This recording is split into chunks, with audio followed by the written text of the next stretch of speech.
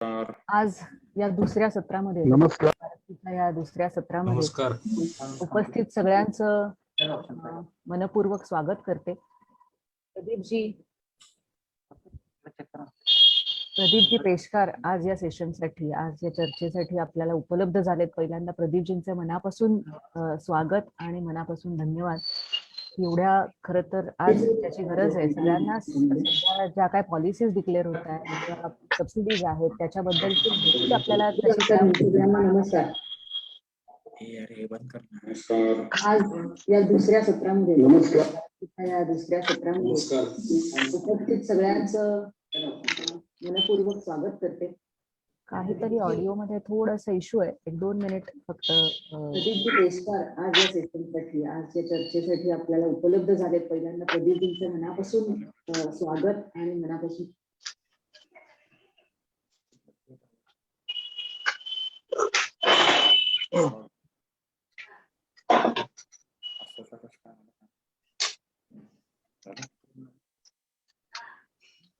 तुम्ही जे live streaming केलंय ते डिव्हाइस आणि तुम्ही बोलताय ते डिव्हाइस, हे दोन्ही जवळजवळ आहेत का? नाही आहेत खरं तर. मला वाटतं फेसबुकचा आवाज परत येतोय, जरा चेक करा ना मॅम. ओके, आता क्लिअर आहे का? नाही, आवाज क्लिअर आहे, पण फेसबुकचा येत होता परत, पण आता थांबला, आता नाही येणार. बघूया बरं, आता एकदा बोलून पहा, एक ट्रायल. हॅलो 1 2 3, हॅलो 1 2 3, आणि मग जर असेल तर आपण पुढे परत पहिल्यापासून सुरू करूया. ओके, सो नाही, मला वाटतं झालाय आपला इश्यू सॉर्ट आउट झालाय, त्यामुळे आता परत हा डिस्टर्बन्स येणार नाही. कंटिन्यू करूयात आपण ह्याच्यावरती. येतोय, छान येतोय. Thank you Deshpande sir. प्रदीपजींचं स्वागत आणि आभार. या सेशनसाठी त्यांनी आजचा त्यांचा वेळ आमच्यासाठी राखून ठेवला. आणि खरंच सगळ्यांच्या मनात खूप प्रश्न आहेत सध्या, की एवढ्या स्कीम्स किंवा मागच्या वर्षीपासूनच एवढ्या पॉलिसीज डिक्लेअर होत आहेत किंवा एवढ्या सबसिडीज अनाऊन्स होत आहेत, पण त्या निश्चितपणे नक्की काय आहेत ह्याची रूपरेषा नक्की कळत नाहीये, किंवा ती समजत नाहीये, किंवा ते शब्द जे काय, ज्याला आपण म्हणतो की सरकारी भाषेत जे काय येतं आपल्यापर्यंत, ते नक्की कसं डिकोड करायचं, हा खूप मोठा प्रश्न होतो. त्यामुळे बँकिंग रिलेटेड असतील किंवा छोट्या उद्योगांसंबंधित असतील, तर काय नक्की ह्या सगळ्या गोष्टी आहेत याचा उलगडा व्हावा, अशी खूप चर्चा गेल्या काही दिवसांपासून, काही महिन्यांपासून आपल्या सगळ्याच फोरम्सवर होत होती. म्हणून खरं तर या चर्चेचं आजचं प्रयोजन केलं, आणि अतिशय ऍप्ट, अतिशय योग्य असं व्यक्तिमत्व आज आपल्याला चर्चेसाठी प्रदीप पेशकार यांच्या रूपाने आज इथे अवेलेबल झालेले आहेत. त्यांचं परत एकदा स्वागत करते. आणि या कार्यक्रमाचं प्रास्ताविक विवेकजी कुलकर्णी, लघु उद्योग भारती नाशिकचे अध्यक्ष, यांनी करावं अशी त्यांना विनंती करते. विवेकजी. धन्यवाद. नमस्कार सगळ्यांना. प्रदीपजी, तुमचं मनपूर्वक स्वागत. इथे उपस्थित सगळ्या लघु उद्योग भारती नाशिक, लघु उद्योग भारती महाराष्ट्र आणि सर्व इतर उद्योजकांचं मनपूर्वक स्वागत. आज हा खरोखर चांगला एक योग आहे. आपण मागच्या शुक्रवारी या सगळ्या करोनाच्या कालावधीमधून स्वतःचं स्वास्थ्य कसं टिकवायचं आणि पुढे कसं जायचं याच्यावर श्री रामजी भोगले यांचा आपण विचार ऐकले. आता ते विचार पुढे घेऊन जाण्याकरता श्री प्रदीपजी पेशकर आलेले आहेत. आपल्या या सगळ्या व्यवसायाला सरकारने पण अनेक प्रकारे आपल्याला काही मदत देऊ केली. आपल्याला बरेचदा माहिती नसतं काय आहे, काय नाहीये, कसं आहे, त्याचा लाभ कसा घ्यायचा, कुणाला मिळेल. तर अशा अनेक प्रश्नांची उत्तरं आज आपल्याला इथे मिळतील. आणि त्याच्यामध्ये जर कुणाला परत प्रश्न उत्तर असतील तर तो पण वेळ नक्कीच राखून ठेवलेला आहे. तर आपल्याला कुठल्याही प्रकारे प्रश्न उत्तर असतील तरी आपण चॅटबॉक्स मध्ये टाकू शकता. उपस्थित सर्वांचं परत एकदा मनपूर्वक स्वागत, आणि आपण प्रत्यक्ष कार्यक्रमाकडे वळूया. धनलक्ष्मी.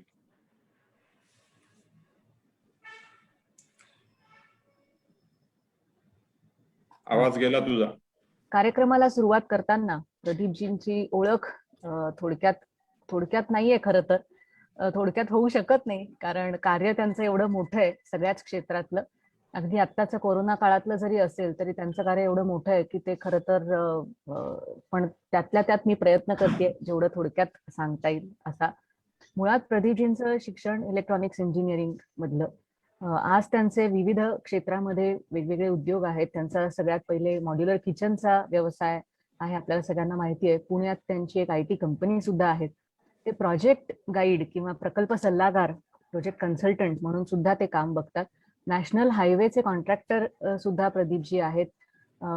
वेगवेगळ्या सरकारच्या बोर्डवर त्यांची नियुक्ती आहे, जसं की नॅशनल बोर्ड फॉर MSME ह्यांचे ते सदस्य आहेत. आपल्या सगळ्यांसाठी खूप आनंदाची बातमी म्हणजे महाराष्ट्र भारतीय जनता पार्टी उद्योग आघाडीचे ते प्रदेश अध्यक्ष आहेत आणि अनेक वेळा त्यांनी आपलं प्रतिनिधित्व करून त्या माध्यमातून गेल्या काही वर्षांमध्ये खूप मदतही केलेली आहे सगळ्यांना. उद्योग मित्र ही त्यांची संस्था, त्याचे ते अध्यक्ष आहेत, हेही आपल्याला माहिती आहे. भारत भारती संस्था जी आहे त्याचेही ते अध्यक्ष आहेत. आत्मनिर्भर भारतच्या अंडर पार्क म्हणजे पॉलिसी ऍडव्होकसी रिसर्च सेंटर चे औद्योगिक समन्वयकही प्रदीपजी आहेत. मुळात म्हणजे अगदी लहानपणापासूनच प्रदीपजी राष्ट्रीय स्वयंसेवक संघाचे स्वयंसेवक आहेत आणि त्यांचं हे कार्य अखंडितपणे आतापर्यंत चालूच आहे. अगदी 1998 सालापासून औद्योगिक क्षेत्रातली आज आपण ज्या फोरमवर बोलतोय, लघु उद्योग भारती ही संस्था, ही सुद्धा प्रदीपजींच्याच पुढाकाराने नाशिकमध्ये आली. त्याची स्थापना करण्याचं सगळं श्रेय प्रदीपजींना आहे. आणि त्याचबरोबर त्या आपल्या नाशिक शाखेचं जिल्ह्याचं सरचिटणीस आणि प्रदेशाचे सरचिटणीस म्हणून पण सरांनी पद भूषवलेलं आहे, पदभार सांभाळलेला आहे. सूक्ष्म, लघु, मध्यम अशा उद्योजकांना सरकारी योजनांचा फायदा व्हावा म्हणून त्यांनी खरं तर उद्योग मित्र या संस्थेची स्थापना केली. 2009 मध्ये सरांनी अखंड जे प्रयत्न केले किंवा उद्योजकांना स्वतःची जागा मिळावी म्हणून जो लढा दिला, त्यामुळे जवळजवळ 650 उद्योजकांना ह्याच्यातून फायदा झाला आणि सातपूर आणि अंबड मधल्या ज्या MIDC आपल्या आहेत तिथल्या गाळे प्रकल्पांना सुद्धा मंजुरीचं काम सरांच्याच पुढाकाराने झालेलं आहे.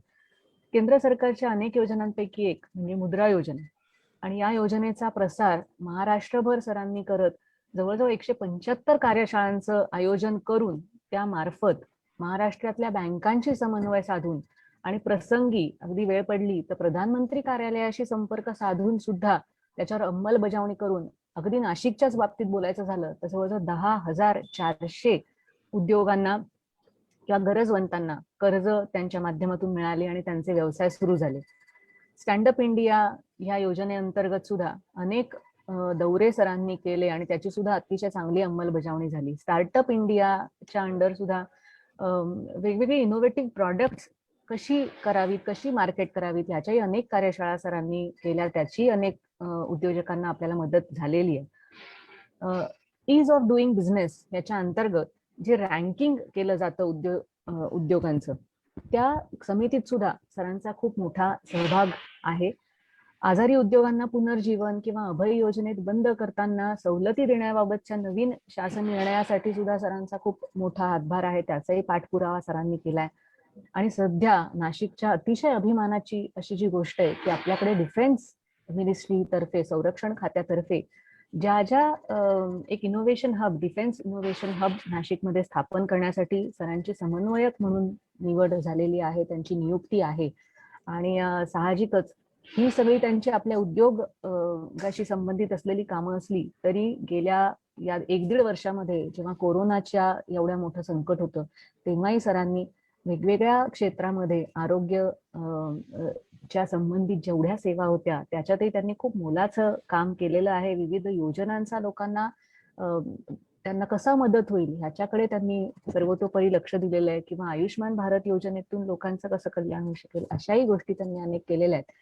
त्यामुळे मी मगाशी म्हटलं तसं खरं तर परिचय म्हटला तर खूप मोठा आहे, पण तरी सुद्धा काही गोष्टी ह्या सांगितल्याशिवाय आपण कार्यक्रम पुढे नेऊ शकत नाही, म्हणून कार्यक्रमाची गरज म्हणून एवढ्या गोष्टी तरी मला वाटलं की आपल्यापर्यंत पोचवाव्यात. आणि शेवटी सगळ्याच एक काय म्हणूयात ना, कुठेतरी पुरस्कार सुद्धा या सगळ्याचे त्यांचा सन्मान केलेला आहे. नाशिकचा सगळ्यात सन्मानाचा असा गोदा सन्मान पुरस्कार त्यांना मिळालेला आहे. त्या BVN ग्लोबलचा उद्यम कौस्तुभ पुरस्कार सुद्धा सरांना मिळालेला आहे. अजून मी सांगायला लागले तर खरं खूप सांगता येईल सरांबद्दल, पण आज आपण त्यांच्याकडून बरीच वेगळी माहिती किंवा आपल्याला काय काय सबसिडीज, काय स्कीम्स अवेलेबल आहेत ते उत्सुक आहोत सगळेजण जाणून घेण्यासाठी. त्यामुळे मी परिचय इथेच थांबवते आणि ह्याच्या पुढे सरांनी मार्गदर्शन करायला किंवा त्यांची चर्चा करायला सुरुवात करावी अशी सरांना विनंती करते. धन्यवाद. प्रदीपजी. धन्यवाद. लघुउद्योग भारतीच्या या दुसऱ्या सत्रामध्ये आपण भेटतो. सुरुवातीलाच ज्येष्ठ उद्योजक राम बोगलेजींचं आपण सर्वांनी मार्गदर्शन ऐकलं आणि आज आपण मला संधी दिली त्याबद्दल खरंच आभार. आपले अध्यक्ष विवेक कुलकर्णी, आमचे स्नेही आणि महाराष्ट्राचे पदाधिकारी श्री संजय देशमानेजी, आमचे उत्तर महाराष्ट्राचे अध्यक्ष श्री मोरतराव कुलकर्णी आणि सर्वच पदाधिकारी, म्हणजे आत्ता उपस्थित असलेल्यांपैकी जवळजवळ 100% नावं मी घेऊ शकतो. फक्त फेसबुकवर जे बघत असतील किंवा ऐकत असतील त्यांची नावं सोडून सगळ्यांचीच नावं घेऊ शकेन. असं सगळंच एक परिवारातले आपण आहोत. त्यामुळे फार फॉर्मॅलिटी झाली हा परिचय केला म्हणजे असं मला वाटतं, पण तरी धनलक्ष्मी मॅडमनी हे केलं त्याबद्दल त्यांचे विशेष आभार. तर आज आपण आत्मनिर्भर भारत हा शब्द हा परवलीचा झालेला आहे आपल्यासाठी आणि त्याच्या अवतीभोवती फिरणाऱ्या सगळ्या गोष्टी आहेत. म्हणजे मोदीजी काय छान काम करतात आणि ते किती छान काम करतात आणि ते फार अतिशय फार चांगलं काम करतात असं बोलून होणार नाही आहे. याची काळजी करणं हे आपल्यासारख्या कार्यकर्त्यांचं काम आहे. मी असं समजतो की या फोरममध्ये जवळजवळ 90% लोक हे लघुउद्योग भारतीचे सदस्य, संपर्कातले किंवा या परिवारातले आहेत.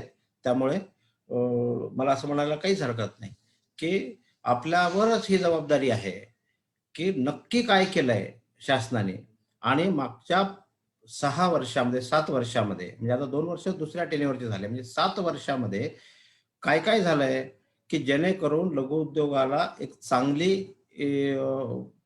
ह्या आवाज क्लिअर येत नाही? क्लिअर आहे सर. काका तुमच्याकडेच काहीतरी प्रॉब्लेम आहे. हा, इथे आमच्याकडे पण क्लिअर आहे, बाकीच्यांकडे पण क्लिअर. खूपच प्रतिध्वनी येतोय. नाही, मग तुमच्याकडे प्रॉब्लेम आहे तो काहीतरी. तुम्ही इन्स्ट्रुमेंट बदला किंवा तुम्ही दोन्ही चालू केलंय का काका, फेसबुक आणि हे झूम? तर मला असं म्हणायचं होतं की ह्या सगळ्या रिफॉर्म्स मध्ये मी नेहमी अनेक ठिकाणी भाषणाला जातो तेव्हा हे सांगतो की आता शासकीय घोषणा होते आणि ते सगळं मंत्र्यांनी करायचं आहे, ते सगळं अधिकाऱ्यांनी करायचं आहे. पर्यायाने एका वाक्य शब्दात सांगायचं असेल ते सगळं सरकारने करायचं आहे आणि आम्ही काय करायचं हे कोणीच सांगत नाही. हे सगळं मीडियाची भाषा आहे. आपण ते काय करतो की कसं चांगलं झालं नाही किंवा कसं होणार आहे यावर बोलतो, पण मी काय केलंय आणि मी काय करू शकतो याची संधी शोधत नाही आणि ह्याच्यासाठी प्रयत्न करत नाही. असं हे सामान्य जनतेचं जर झालं तर मला वाटतं की आपल्याला आत्मनिर्भर भारताकडे जाताना खूप मोठी अडचणी येतील. तर सगळ्यांचं काय होईल ते सरकार, मोदीजी आणि निर्णयातले जे नेते आहेत ते बघतील, परंतु माझं कर्तव्य काय आहे, मी काय केलं पाहिजे असा जेव्हा मी विचार केला तेव्हा माझ्या असे लक्षात आलं की जे जे काही म्हणून ह्या उद्योग क्षेत्रासाठी केलेलं आहे, not only MSME but total industry, ह्या विषयासाठी जे जे केलेलं आहे त्याची नीट मीमांसा करायची, त्याचं प्रत्यक्ष अंमलबजावणी कशी होईल हे बघायचं. मला वाटतं की इथून पुढच्या काळामध्ये संघटनांनी ह्या गोष्टी करणं खूप आवश्यक आहे की सरकारने योजना केली. आता हेच बघा ना, आत्मनिर्भर भारत घोषणा केली, ही स्वप्नवत वाटणारी अशी गोष्ट, ही अनेक निर्णय आहेत, त्यातली हा एक निर्णय आहे. जगाच्या समोर उभं राहून मोदीजींनी हे सांगितलं की now India will be self reliant India, म्हणजे आम्ही आत्मनिर्भर होणार याची घोषणा जर मोदीजींनी केली असेल तर आपल्यासाठी तो मंत्र आहे. आणि मग तो बघून सगळ्या मंत्रालयांनी, सगळ्या विभागांनी वेगवेगळ्या योजना तयार केल्या. म्हणजे टेक्स्टाईल वाल्यांनी वेगळी योजना तयार केली, फार्मास्युटिकल मंत्रालयाने वेगळी योजना तयार केली, त्यानंतर डिफेन्स प्रोडक्शनसाठी वेगळी योजना तयार केली. सगळ्या ज्या ठिकाणी उद्योगाचा संबंध आहे त्यांनी तयार केल्या योजना. अधिकाऱ्यांनी त्याचे रूल्स, रेग्युलेशन, GR सगळे बनवले. बजेट, फायनान्स मिनिस्टरने बजेट दिलं या सगळ्या गोष्टीसाठी. हे सगळं रिलेटेड टू इंडस्ट्री आहे मित्रांनो. आणि हे सगळं करत असताना आपल्याला हे लक्षात घेतलं पाहिजे की हा पहिला उपक्रम असा आहे की 100% सरकार उद्योगावर अवलंबून आहे. 100% सरकार याची अचिव्हमेंट जर व्हायची असेल तर तुमच्या आमच्यावरच अवलंबून आहे. आणि आपण जर का यामध्ये हिरिरीने भाग घेतला नाही तर आत्मनिर्भर भारत होईल कसा, करेल कोण? त्यामुळे सैनिकांवर जशी जबाबदारी प्रत्येकावर असते की मला जर का सीमेवरच्या या माइलस्टोनवर मला थांबवलंय, माझा पॉइंट तो आहे, तर तिथून शत्रू आत नाही आला पाहिजे. त्याच पद्धतीने उद्योगातला जर विचार केला तर आपण एक आत्मनिर्भर भारताचे सैनिक आहोत. हा विचार करून आपल्याला इथून पुढचं सगळं जे काही आपण 40-45 मिनिट मला दिलेले आहेत, थोडंसं वाढलं तर धनलक्ष्मी मॅडम मला माफ करा, पण डिटेल आपण घेऊया. तर त्यामध्ये आपल्याला हे लक्षात घेतलं पाहिजे की आम्ही आमच्या ह्या क्षेत्रातले सैनिक आहोत. इथून इम्पोर्टेड गुड्स म्हणजे एका अर्थाने शत्रू आत आला नाही पाहिजे. त्यासाठी मला काय करायचं आहे आणि मग त्यासाठी सरकारने काय केलंय आणि सरकारने काय केलंय हे म्हणताना जे काही कमी असेल त्यामध्ये इम्प्लिमेंटेशनला अडचणी असतील तर त्या करून घेण्यासाठीच आमच्यासारख्या कार्यकर्त्यांची नियुक्ती हे त्या बोर्डावर असेल किंवा ह्या पदाधिकारी म्हणून असेल ती झालेली आहे. आणि आमच्या मार्फत मग तो विषय तिथे गेला की परत सोडवण्याचा आपण प्रयत्न करू. आपले केंद्रीय पदाधिकारी आहेत त्यांच्या मार्फत आपण तो सोडवण्याचा प्रयत्न करू. म्हणजे आपल्याला 2 वे कम्युनिकेशनची मेथड या ठिकाणी उपलब्ध आहे. त्यामुळे आत्मनिर्भर भारताच्या अनुषंगाने सगळे रिफॉर्म्स, त्यानंतर कोविडच्या पार्श्वभूमीवर आपल्याला आलेले सगळे पॉलिसीज आणि MSME साठी जे काही मदत म्हणून सरकारने आता केलेलं आहे यातून बाहेर पडण्यासाठी, त्या मदतीचा काही भाग असं मी आपल्याला काही प्रमाणात सांगण्याचा प्रयत्न करणार आहे. सुरुवातीला आपण आत्मनिर्भर भारत कन्सेप्ट आणि त्याच्यातल्या अपॉर्च्युनिटीज ह्या मार्गाने जाऊ. कन्सेप्ट काय आहे? मोदीजींनी सुरुवातीला मेक इन इंडिया नावाचा नारा दिला. मेक इन इंडिया हे जगासाठी एवढंच वाक्य होतं की let us come and make in India. हे इतरांना आव्हान होतं, परदेशी कंपन्यांना. परंतु आपल्यासाठी तो काय होतं वाक्य? Whatever you want to make, make in India.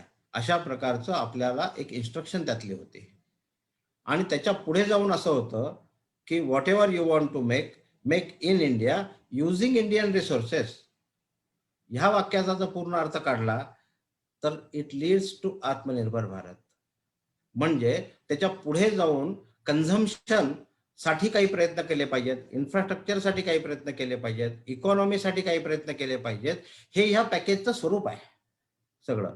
त्यामुळे बेसिक कन्सेप्ट ही मेक इन इंडियाच आहे, पण घोषणेमध्ये एवढं मोठं वाक्य लिहिता येत नाही. आणि आपल्यासाठी ते सेम घोषणा, परदेशी कंपन्यांसाठी किंवा नागरिकांसाठी सेम घोषणा, परंतु अर्थ वेगळा. आपल्यासाठी अर्थ आपल्या सोयीचा आणि इतरांसाठी अर्थ हा त्यांना लाभ व्हावा, त्यांनी इथं येता यावं एवढ्यासाठीच आहे. त्यामुळे असा अर्थ आपण लक्षात घेऊन कन्सेप्टवर पुढे जाऊ. त्यामध्ये आपल्याला असं लक्षात येईल की 4 प्रकारचे उद्योग आहेत. एक आहे मल्टीनॅशनल कंपन्या आहेत, ह्या सगळ्या बाहेर आहेत आणि त्या डायरेक्ट प्रॉडक्ट आपल्याकडे पाठवतात, म्हणजे डायरेक्ट इम्पोर्टेड प्रॉडक्ट तिथून येतो. दुसरं असं आहे की मल्टीनॅशनल कंपन्या आहेत, बाहेरच आहेत भारताच्या, पण इंडियन रॉ मटेरियल वापरतात. आपण काही ना काही पार्ट त्यांना पाठवतो, रॉ मटेरियल पाठवतो. तिसरं असं आहे, नाही दुसरं असं आहे की मल्टीनॅशनल कंपन्या ज्या भारतात आहेत आणि इंडियन रॉ मटेरियल वापरतात. तिसरा भाग असा आहे की इंडियन कंपनी आहे, भारतीय कंपन्या आहेत, मालकी भारतीय आहे, पण इम्पोर्टेड रॉ मटेरियल आहे. फिनिश गुड आपला आहे पण इम्पोर्टेड रॉ मटेरियल वापरतो. आपल्यापैकी बरेच जण ह्या कॅटेगरीत येतात. आणि चौथा असा आहे की ओनरशिप इंडियन आहे, 100% स्टेक इंडियन आहेत आणि इंडियन रॉ मटेरियल आहे 100%. म्हणजे डी ला आपल्याला प्रमोट करायचं आहे. आणि ज्या सी कॅटेगरीत आहेत, Indian company with imported raw material, यांना डी मध्ये कसं करता येईल हे आपल्याला पाहायचं आहे. हा या आत्मनिर्भर मिशनचा उद्देश आहे. आणि या सी आणि डी चं कन्झम्पशन वाढल्याशिवाय प्रोडक्शन वाढल्याशिवाय आपल्याला ते परवडणार नाही. मग त्यासाठी एक्सपोर्ट वाढवावं लागेल, त्यासाठी एक्सपोर्ट ऑपॉर्च्युनिटीज शोधाव्या लागतील. एक्सपोर्ट मार्केटमध्ये आपण कॉम्पिटेबल होण्यासाठी आपल्याला इम्पोर्ट म्हणजे विदेशातून येणाऱ्या मालावर काही ड्युटीज वाढवायला लागतील किंवा आपल्याला एक्सपोर्ट इन्सेंटिव्ह द्यायला लागेल. अशा प्रकारच्या पॉलिसीच्या चेंजेस काय करायला लागतील. त्याचबरोबर इनोव्हेशनला चालना द्यायला लागेल आणि हळूहळू तो प्रॉडक्ट भारतातच कसा बनेल हे बघण्यासाठी अटल इनोव्हेशन मिशनची मदत घ्यायला लागेल. इन्क्युबेटर्स आणि इन्क्युबेशन जे आहेत यांची मदत घ्यायला लागेल आणि IITs आणि जे काही रिसर्च फोरम आहेत यांना अशा प्रकारचे स्टार्टअप चॅलेंजेस आणि टार्गेट्स द्यायला लागतील. हे सगळं एका वेळी करायचं आहे मित्रांनो. ह्याच 5 वर्षामध्ये हे सगळंच करायचं आहे. त्यामुळे आपल्याला सगळीकडे लक्ष ठेवण्याची गरज आहे. A आणि B कॅटेगरीतल्या कंपन्यांचं काय करायचं हे स्वतः पंतप्रधान असतील, आपले केंद्रीय गृहमंत्री असतील हे बघतील. आपण C आणि D साठी विचार करू शकतो का? Indian company with Indian imported raw material ते कसं कन्व्हर्ट होईल Indian company with Indian raw material with global market, याला घोषणा अशी दिलेली आहे. D ला जर प्रमोट करायचं असेल तर आपल्याला वोकल फॉर लोकल नावाचा मंत्र मोदीजींनी दिला. हे वोकल फॉर लोकलच्या दृष्टीने कायदे काही आडवे येत होते. त्यामुळेच आपल्याला कृषी कायदा बदलावा लागला आणि कृषी कायदा बदलल्यानंतर जो काही विचित्र विरोध चालू आहे तो भाग सगळा पॉलिटिकल आहे, तो आपण सोडून देऊ. परंतु खऱ्या अर्थाने शेतकरी आणि त्यावर अवलंबून असलेली इकोसिस्टीम ही आत्मनिर्भर होईल, समृद्ध होईल आणि शेतकऱ्याचं उत्पन्न डबल होण्यासाठी मदत होईल.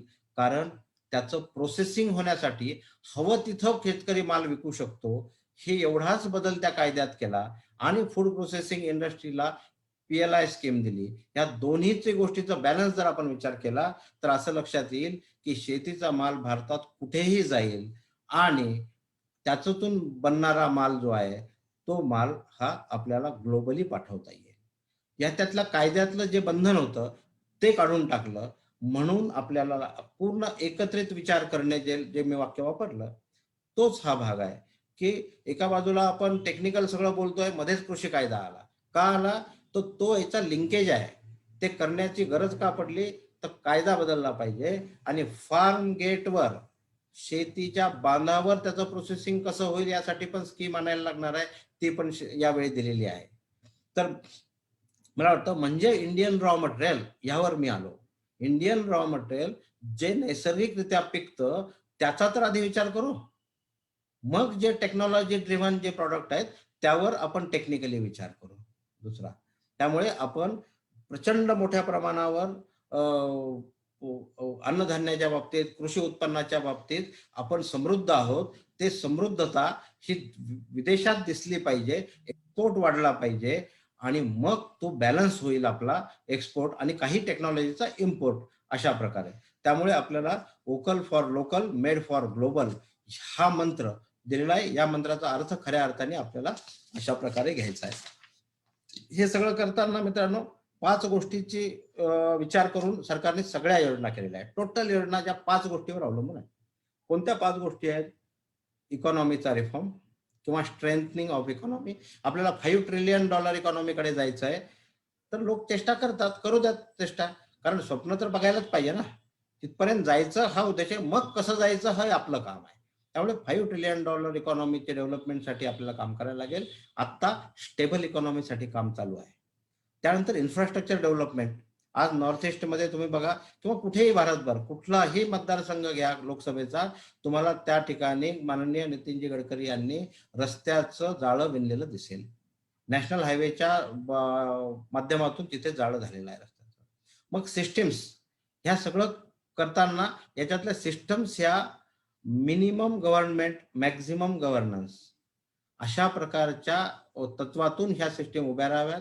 इज ऑफ डुईंग बिझनेस तिथे असावं. अशा प्रकारच्या सिस्टीमचे रिफॉर्म्स करण्याचं काम चालू आहे. चौथा आहे व्हायब्रंट डेमोग्राफी.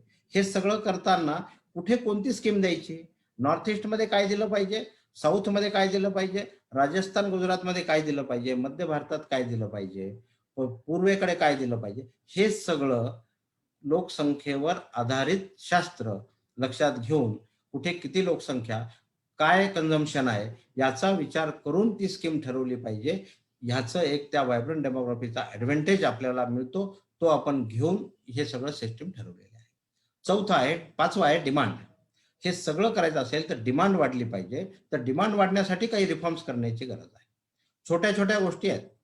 इंडियन रेल्वेने ठरवलं की IRCTC हे विदेशी माल विकणार नाही. डिफेन्सचे CRD कॅन्टीनने ठरवलं, गृह मंत्रालयाच्या त्यांच्या स्टोअर्सने ठरवलं की आम्ही विदेशी माल विकणार नाही, जो काही विकू तो स्वदेशीच विकू. म्हणजे ऑटोमॅटिक तिथून घेणारा एक फिक्स ग्राहक आहे. त्यामुळे तिथून तुम्हाला इंडियनच प्रॉडक्ट मिळणार आहे. इम्पोर्टेड असेल तर तिथे दरवाजे बंद झालेले आहेत. हा मोठा निर्णय आहे, परंतु हा धैर्याने शासनाने घेतलेला आहे. अशा अनेक PSUने, पब्लिक सेक्टर अंडरटेकिंगनी जे ठरवलंय, क्लास C, क्लास D आयटमचे जे आहेत, नॉन म्हणजे काय तर परफॉर्मन्स ज्याच्यावर अवलंबून नाही प्रॉडक्टचा, असे सगळे आयटम स्ट्रेट वे त्यांनी इंडियन वापरायला सुरुवात केलेली आहे.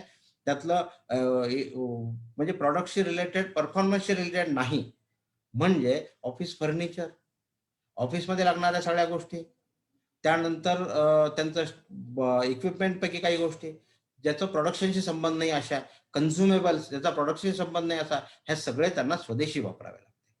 त्यामुळे सरकारने स्वतःपासून सुरुवात केली. म्हणून मित्रांनो, आपण काय केलं पाहिजे, तर प्रत्येक जण यातला ग्राहक आहे आणि ग्राहकांनी जर हे ठरवलं की मी जे सकाळपासून संध्याकाळपर्यंत घेईल ते लोकल असेल, लोकल प्रोडक्शन असेल, आपण आता प्रोडक्शन पुरताच विचार करू, लोकल प्रोडक्शन असेल, भारतीय बनावटीच्या कंपनीतलं ते असेल, अशा प्रकारचं आपण जर ठरवलं तर, आणि विक्रेत्यांनी हे जर ठरवलं, जो ट्रेडर येतो की मी माझ्या शॉपमध्ये हे सगळं स्वदेशी ठरव, लोकल कंपनीचं ठेवेल, स्वदेशी ठेवेल, आणि उत्पादकांनी हे ठरवलं की मी पूर्ण रॉ मटेरियल इंडियन वापरेल, तर मला वाटतं की आत्मनिर्भर भारत याच्यापेक्षा काही वेगळं नाही आहे. त्यामुळे हे कसं कसं होत जाईल याचं काही टाइमलाईन ठेवली पाहिजे. यासाठी 5 वर्षाची टाइमलाईन मोदीजींनी आता आपल्याला दिलेली आहे. या 5 वर्षामध्ये काय काय व्हावं, त्यासाठी मोटिव्हेशनची आवश्यकता आहे, त्यासाठी इन्सेंटिव्हची आवश्यकता आहे, त्यासाठी इम्प्रूव्ड सिस्टीमची आवश्यकता आहे, इम्प्रूव्ड इन्फ्रास्ट्रक्चरची आवश्यकता आहे, इकॉनॉमिकल स्टिम्युलसची आवश्यकता आहे. हे सगळं केलं आहे, टोटल केलेलं आहे. हे फक्त आपण समजून घेतलं पाहिजे. आज आपण फक्त एवढंच जर बघितलं की माझ्यासाठी काय दिलंय, तर मित्रांनो, अशा प्रकारचं उद्योजक कधीच अपेक्षा करत नाही किंवा यांचं लोन माफ झालं, आमचं कधी होईल, त्यांना हे मिळालं, म्हणजे प्रमोशन मिळालं, आम्हाला कधी मिळेल. अशा प्रकारचं उद्योजक कधी विचार करत नाही. उद्योजक हा विचार करतो की आम्हाला संधी पाहिजे, आम्हाला तुम्ही संधी द्या, आम्ही तुम्हाला करून दाखवतो. तर तशा प्रकारची प्रचंड प्रमाणावर संधी ही आपल्याला उपलब्ध करून दिलेली आहे.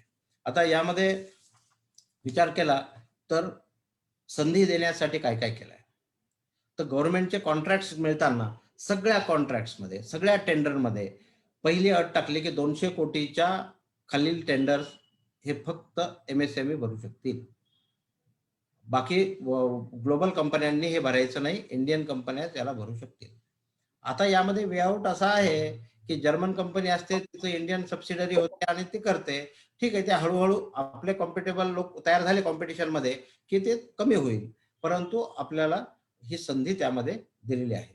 जेम पोर्टल, जेम थ्रू जे खरेदी चालते सरकारच्या सगळ्या PSUची असेल, DPSUची असेल, CPSUची असेल, किंवा गव्हर्नमेंटचे राज्य सरकार किंवा केंद्र सरकारचे सगळे डिपार्टमेंट असतील, यांच्या जेम पोर्टलवर जर आपला आयटम सेल म्हणून रजिस्टर करायचा असेल तर तुम्हाला सर्टिफिकेट ऑफ ओरिजिन कंपल्सरी केलं आहे.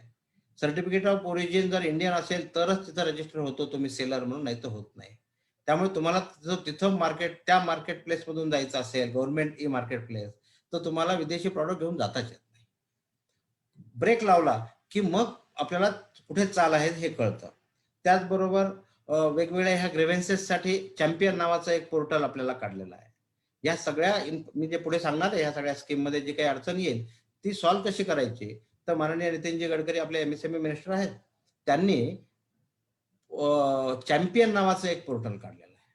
या चॅम्पियन पोर्टलवर तुम्ही ग्रीव्हन्सेस टाकू शकता, आयडिया देऊ शकता, तुम्ही सजेशन पण देऊ शकता. या तिन्ही गोष्टीचं एकत्रीकरण तिथे आहे आणि त्यामुळे, आणि त्याची वॉर रूम जी आहे ती प्रत्येक स्टेटमध्ये आहे. महाराष्ट्रामध्ये 2 वॉर रूम त्याचे आहेत. एक आहे नागपूर आणि एक आहे मुंबई. ते MSME DIचं जे ऑफिस आहे तिथे याची वॉर रूम आहे. म्हणजे आपला जो ग्रीव्हन्सेस असेल तो जेव्हा आपण त्यावर टाकू तो दिल्ली ऑफिसला आधी हिट होतो. तिथून तो कुठे पाठवायचा हे ठरतं. त्याप्रमाणे तो महाराष्ट्रामध्ये नागपूरच्या रिजनला असेल तर नागपूर ऑफिसला इन्स्ट्रक्शन जाते, नाहीतर मुंबई ऑफिसला इन्स्ट्रक्शन जाते. काय योग्य असेल ती कारवाई सेक्रेटरिएट करून होते. त्यानंतर तुम्हाला 3 दिवसामध्ये त्याचा रिझल्ट ऍक्शन होते आणि 7 दिवसात ती रिझॉल्व्ह व्हावी अशा प्रकारची सिस्टीम ती केलेली आहे. आणि ही जर का झाली नसेल आणि होत नसेल तर तुम्हाला मी सांगतो की योगायोगाने आता मी तिथे आहे, तर तुम्ही माझ्या नावाने मेल पाठवू शकता की असा असा मी ग्रीव्हन्सेस टाकला होता आणि अनसॅटिस्फॅक्टरी रिप्लाय मला आलेला आहे, किंवा रिप्लायच आला नाही, किंवा आला रिप्लाय अनसॅटिस्फॅक्टरी आला, अर्धवट आलेला आहे.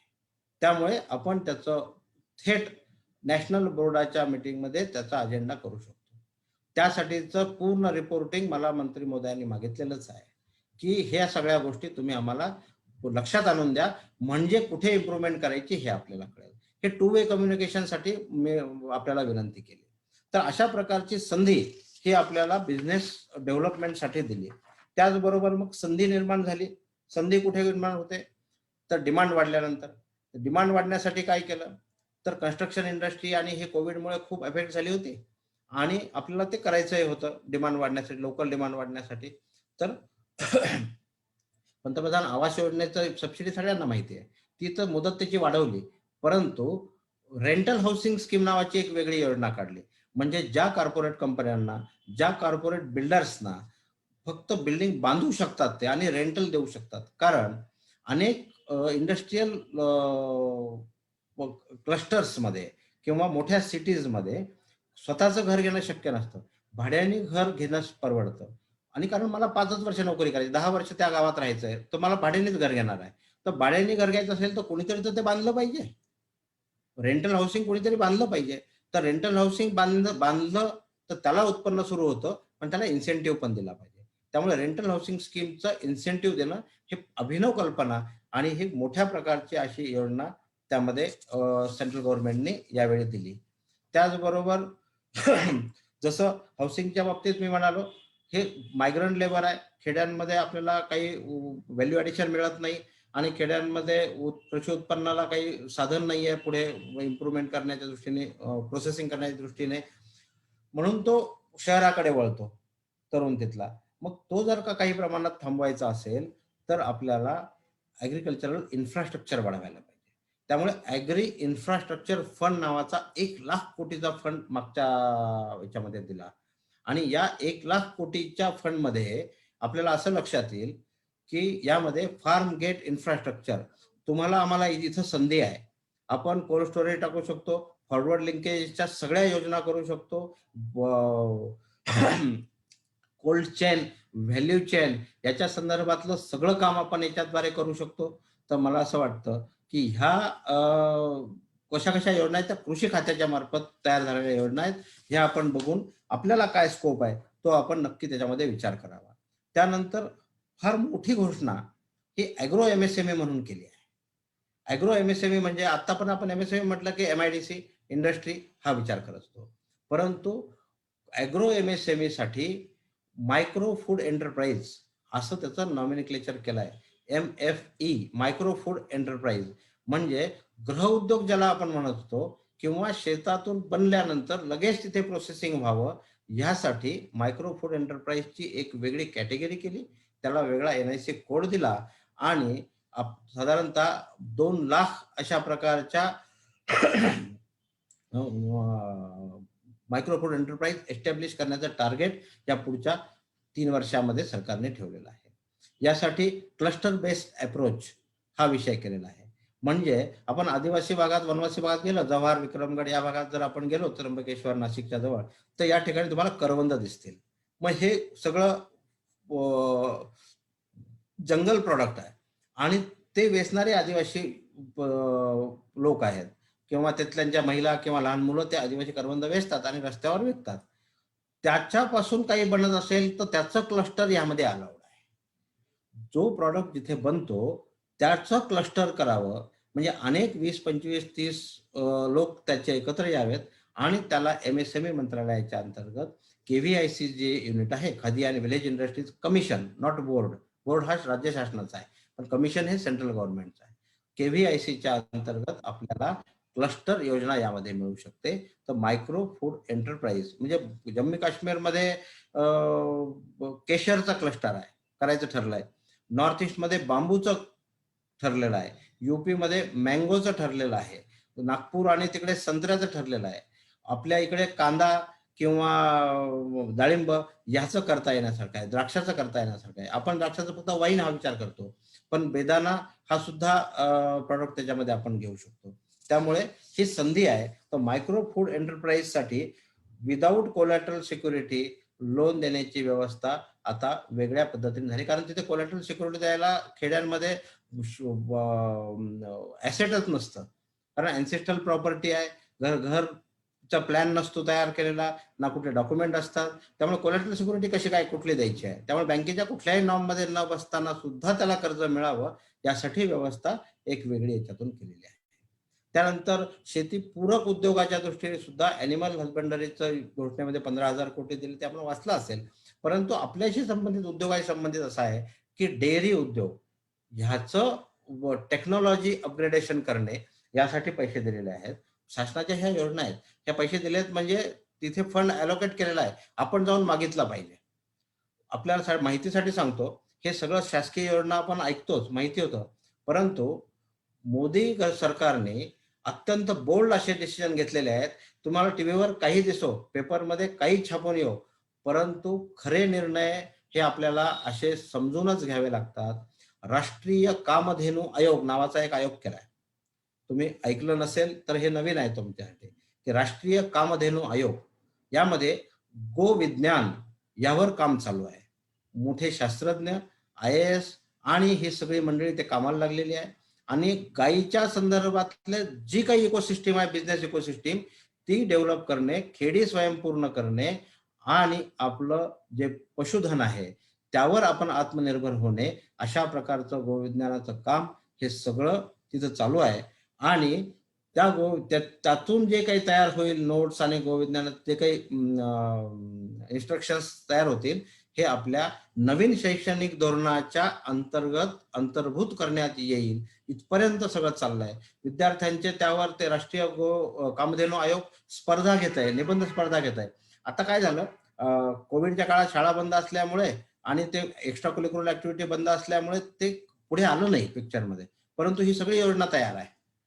तर त्यामध्ये सुद्धा आपल्याला मोठी बिझनेसची संधी आहे. आपल्याला काय माहिती झाली की बिझनेस कुठे आहे हे कळायला लागतं.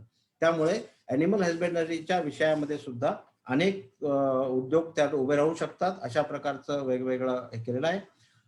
सगळ्यात मोठं म्हणजे आयुष मंत्रालय ही तर मोठी उपलब्धी आहे मोदी सरकारची. आयुष मंत्रालय केलं, पण हर्बल कल्टिवेशनसाठी जे मेडिसिनल प्लांट आहेत, तर मेडिसिनल प्लांट कल्टिवेशन बोर्ड नावाचा एक बोर्ड स्थापन केलेला आहे. जसं हे मी आता तुम्हाला कामधेनू आयोग सांगितलं, तसं मेडिसिनल प्लांट कल्टिवेशन बोर्ड आहे. या बोर्डचं ऑफिस पुण्याला, पुणे युनिव्हर्सिटीमध्ये म्हणजे सावित्रीबाई फुले युनिव्हर्सिटी जी आहे तिथे वेस्टर्न रिजनचं ऑफिस आहे. त्यासाठी मेडिसिनल प्लांटचा जो बजेट आहे, तिथं तुम्ही जर डिमांड केली तर तुम्हाला त्याचे medicinal plant free of cost मिळतील. फक्त तुम्ही तुमच्या जागेत कल्टिवेशन करायचं, त्यासाठी पण पैसे मिळतील. म्हणजे इतकं मोठ्या प्रमाणात. आणि ते आल्यानंतर, कल्टिवेशन झाल्यानंतर त्याच्यापासून जे काही त्याची पानं असतील, मुळ्या असतील, फांद्या असतील, जे काही लागत असेल, बिया असेल, त्याचं आउटपुट जे आहे ते सुद्धा सरकार विकत घेणार आहे. म्हणजे कितीतरी बिझनेसला संधी आहे. छोटे छोटे असतील, पण आपण 130 कोटीचा देश आहे हे जर गृहीत धरलं, 36 राज्यांचा देश आहे हे गृहीत धरलं, 700-750 जिल्ह्यांचा देश आहे हे गृहीत धरलं, तर आपल्याला ऍट अ ग्लास सिच्युएशन अशी दिसेल की अनेक ठिकाणी आयुषच्या माध्यमातून हर्बल कल्टिवेशन होत आहे आणि आयुर्वेदिक आत्मनिर्भर वनस्पती, आत्मनिर्भर औषधे तयार होण्याला मदत होणार आहे. त्यामुळे हे छोटं दिसेल, पण पूर्ण अपेक्स व्ह्यूने जर पाहिलं तर प्रचंड मोठ्या प्रमाणाचा रिफॉर्म हा हर्बल कल्टिवेशन मधून होणार आहे. त्यासाठी सुद्धा सुरुवातीला 800 एकर जागा देणं वगैरे हे सगळं ठीक आहे, हे सरकारने सुरुवात करून देतं. नंतर आपण शोधून घ्यायचं असतं की मला काय करायचं यातलं. त्यामुळे भारतामध्ये ना टॅलेंटला कमी आहे, ना ऍसेटला कमी आहे, फक्त कमी आहे ते विल पॉवरला, पण ते पण निघून गेली 7 वर्षापासून. आपल्याला त्या संधी सगळ्या शोधायच्या आहेत. त्यामुळे मला वाटतं हे सगळं असं करताना आपण आता इंडस्ट्रीच्या विषयावर येऊ, की आपल्याला मला मिलिंदजीने सांगितलं होतं की आत्मनिर्भरचा हा विषय आणि त्याला जोडून मग पुढे इंडस्ट्रीसाठी कोणत्या कोणत्या हे दिलेल्या आहेत. सगळ्यात मोठी स्कीम जी आज जगामध्ये अट्रॅक्शन झालेली आहे, जगात म्हणतोय आम्ही, जगात अट्रॅक्शन झाली आहे, ती आहे PLI scheme, production link incentive. आतापर्यंत आपल्याला कॅपिटल इन्सेंटिव्ह माहिती आहेत, PSI स्कीम जी होती, पॅकेज स्कीम ऑफ इन्सेंटिव्ह, ती पण आपल्याला माहिती आहे, कारण आपण सर्व उद्योजक आहोत, महाराष्ट्रातले आहोत, आपण काही ना काहीतरी घेतलेलं आहे त्या पॅकेज स्कीम ऑफ इन्सेंटिव्ह मध्ये. परंतु कॅपिटल इन्सेंटिव्ह बरोबर आता ज्याला आपण चायना मॉडेल म्हणत होतो की प्रोडक्शन खूप करायचं, पण प्रोडक्शन खूप करायला डिमांड वाढली पाहिजे, सिस्टीम असली पाहिजे, इन्फ्रास्ट्रक्चर असलं पाहिजे. ते काम सरकारने आधी केलं 5 वर्षामध्ये. आता हे 2 वर्षात जास्ती बूस्ट दिला त्याला. परंतु हे करताना प्रोडक्शन पण वाढलं पाहिजे म्हणून तर केलंय. तर प्रोडक्शन जास्त केल्यानंतर त्याला इन्सेंटिव्ह मिळाला तर उद्योजक हे करू शकेल किंवा ते सस्टेन होऊ शकेल. म्हणून PLI, प्रोडक्शन लिंक इन्सेंटिव्ह, अशा प्रकारचं इन्सेंटिव्हची स्कीम आता काढलेली आहे. 2020-21 ला ती योजना आली. कुठल्या सेक्टरमध्ये काढली आहे? इट लीड्स टू डायरेक्टली आत्मनिर्भर भारत, हे तुम्ही लक्षात घ्या. कारण त्यातले जे बारकावे आहेत, बिटवीन द लाईन वाचायला लागतं आणि एक GR नुसती स्कीम इन्सेंटिव्हची वाचून चालत नाही. त्याच्यात काय रेस्ट्रिक्शन्स आहेत आणि कुणाला ती योजना मिळू शकते याचे जर का आपण सगळे गाईडलाईन्स पाहिल्या तर आपोआप आपल्या लक्षात येतं की आपल्याला आत्मनिर्भर भारताकडे नेणारा हा सगळ्यात मोठं पाऊल आहे. त्यामुळे टोटल एक्सपोजर किती दिला याच्यात, आउटले किती आहे तर 1,97,300 कोटीचा, म्हणजे जवळजवळ 2 लाख कोटीचा इन्सेंटिव्ह हा केंद्र सरकार द्यायला आता कबूल केलेला आहे. हे 13 सेक्टरसाठी झालाय. मी तुम्हाला स्पेसिफिक सांगणार आहे आज की 13 सेक्टर कोणते आहेत, त्या सेक्टरमध्ये किती आउटले केलाय आणि त्या सेक्टरमध्ये प्रॉडक्ट कोणते आहेत. आपल्याला थेट प्रॉडक्टवर बोलायचं आहे. हे सगळं ठीक आहे, स्कीम वगैरे ज्याला करायचं आहे तो येऊन स्कीम विचारेल, ते डाउनलोड करून घेईल आणि करेल. आज आपल्याला हे कळलं पाहिजे की थेट मी करू शकतो का, how I am connected with this घोषणा. ही जी घोषणा झालेली आहे या अनाउन्समेंटला मी कसा कनेक्ट होतो. त्यामुळे 13 सेक्टर कोणते आहेत. आधी हे सांगतो की प्रोडक्शन लिंक्ड इन्सेंटिव्ह म्हणजे कसं होणार आहे. उदाहरणार्थ आपण एक 100 मोबाईल मॅन्युफॅक्चरिंग दरवर्षी करणार असं आपण एक बेस इयर, म्हणजे जे पहिलं वर्ष आहे 2021 ला आपण ठरवलं, सांगितलं की 100 मोबाईल पर मंथचा आम्ही पर इयरचा आपण हा प्लांट लावलेला आहे. पुढच्या वर्षी सेकंड इयरला आम्ही जर का 150 बनवले आणि सेकंड इयरला जर 250 बनवले तर दुसऱ्या वर्षी, पहिल्या वर्षी तर इन्सेंटिव्ह सबसिडी जे आहे ती मिळणारच आहे. दुसऱ्या वर्षी जी 50 वाढवले आपण प्रोडक्शन, त्या प्रोडक्शनच्या प्रमाणामध्ये आपल्याला काही ठिकाणी 4%, काही ठिकाणी 6% अशा प्रकारचं इन्सेंटिव्ह तो मिळणार आहे, म्हणजे ऍडिशनल पैसे मिळणार आहे. पुन्हा तिसऱ्या वर्षी जर का आपण 100 वाढवले, 250 केले तर सुरुवातीला 100 होते सेकंड बेस रेटला, मग पुढे 250 झाले तर त्या 150 वाढलेले जे आहे त्या 150 वर 6% इन्सेंटिव्ह मिळणार आहे. असं करत करत 5 वर्ष हा इन्सेंटिव्ह तुम्हाला क्युम्युलेटिव्ह पद्धतीने मिळत राहणार आहे. पहिलं वर्ष बेस रेट मायनस करायचं, बाकी पुढचे सगळे क्युम्युलेटिव्ह फिगर घ्यायच्या आणि मिळणार आहे. त्यामुळे प्रोडक्शन वाढलं तर तुम्हाला जर इन्सेंटिव्ह पाहिजे असेल तर प्रोडक्शन वाढवावं लागेल आणि प्रोडक्शन वाढवायचं असेल तर सेल वाढवावं लागेल, म्हणजे it is encouragement to sell. आणि मग त्याला मग डिमांड वाढण्यासाठी ज्या सिस्टीम्स आहेत त्या सगळ्या सिस्टीम केलेल्या आहेत. हे झालं प्रोडक्शन लिंक्ड इन्सेंटिव्ह. 13 सेक्टर मध्ये केलंय. तर 13 सेक्टर कोणते आहेत तर बाकी बरंच बोलण्यापेक्षा सेक्टरची नावं सांगणं जास्त करतात. Advance chemistry cell, advance chemistry ह्या कॅटेगरीमध्ये आपल्याला काय केलंय तर ती त्यामध्ये घेतलेलं आहे, एकच मिनिट त्याला आउटले किती दिलेला आहे 18,100 कोटी रुपयाचा. आणि त्यामध्ये ACC बॅटरीज, म्हणजे त्यामध्ये आपल्याला बॅटरीज ज्या आहेत त्याचं प्रोडक्शन, म्हणजे बॅटरी कशाला लागते, मोबाईललाही लागते, गाड्यांनाही लागते. लिथियम आयन बॅटरीचं आता मोठ्या प्रमाणावर येतं. सगळ्या प्रकारच्या बॅटरीचं प्रोडक्शन वाढावं आणि इम्पोर्टेड आता आपल्याला इलेक्ट्रिक व्हेकलकडे जायचं आहे. त्यासाठी लागणाऱ्या बॅटरी जर आपल्याकडे बनत असतील तरच आपण आत्मनिर्भर राहू त्यामध्ये, हा विचार करून ऍडव्हान्स केमिस्ट्री मध्ये ही आत्मनिर्भर भारत स्कीम आणलेली आहे. बॅटरीसाठी आत्मनिर्भर भारत स्कीम PLI स्कीम आहे, हे आपण लक्षात घ्यावं. दुसरं आहे इलेक्ट्रॉनिक आणि technology product. Electronic technology product मध्ये मग हे झालं कॅटेगरी. त्यातले प्रॉडक्ट कोणते आहेत तर सेमीकंडक्टर फॅब्रिकेशन, त्यानंतर डिस्प्लेज, मोबाईल डोळ्यासमोर आणला की तुम्हाला हे सगळं कळेल. लॅपटॉप आणि नोटबुक्स. लॅपटॉप आणि नोटबुक जर का तुम्ही भारतात बनवले, आता तुम्ही म्हणाल SMD आणि ते डिव्हाइसेस आपल्याकडे सेमीकंडक्टर डिव्हाइसेस इथं बनत नाही, बाहेरून घ्यावं लागतं, किती दिवस म्हणणार असंच नसतं. त्यामुळे त्याच कंपन्यांना सांगितलं की इथं येऊन बनवलं तुम्ही तर आम्ही तुम्हाला इन्सेंटिव्ह देऊ. एकदा का इथे येऊन बनवलं की मग त्याचा टेक्नॉलॉजी ट्रान्सफर आणि हा सगळा विषय आपल्याला सोपा आहे आणि आपण ते इन्व्हेस्टमेंटच्या दृष्टीने पण मॅनेज करू शकू. सुरुवातीला इन्व्हेस्टमेंट पण विदेशी लागेल म्हणून हे केलेलं आहे. मग सर्व्हर्स, त्यानंतर IoT, इंटरनेट ऑफ थिंग्स, त्याचे IoT डिव्हाइसेस जे आहेत, तर IoT डिव्हाइस तर नक्की आपण करू शकतो. त्यासाठी ही स्कीम आहे. Specified computer hardware, specified computer hardware ह्या विषयासाठी केली. तर यामध्ये तुम्हाला मी सांगतो, कॉम्प्युटर हार्डवेअरच्या कॅटेगरीमध्ये अनेक आयटम असे आहेत की हे नंतर ऍड केलेला आयटम आहे हा. मी त्यात एक पार्ट आहे या विषयामध्ये. हे सगळं होण्यासाठी जे केलंय प्रयत्न त्यामध्ये, की ज्या विषयामध्ये सेमीकंडक्टर लागत नाही असे कोणते पेरिफेरियल हार्डवेअर आहेत, असे कोणते पेरिफेरियल डिव्हाइसेस आहेत, त्याची यादी करा. एका टास्क फोर्सला आम्ही हे दिलं काम करायला. त्यांनी आम्हाला 100-110 प्रॉडक्टची यादी दिली, त्याचं पूर्ण डिटेलिंग दिलं आणि किती मग त्याचं इम्पोर्ट होतं, काय होतं, कुठे बनतं हे सगळं काढलं.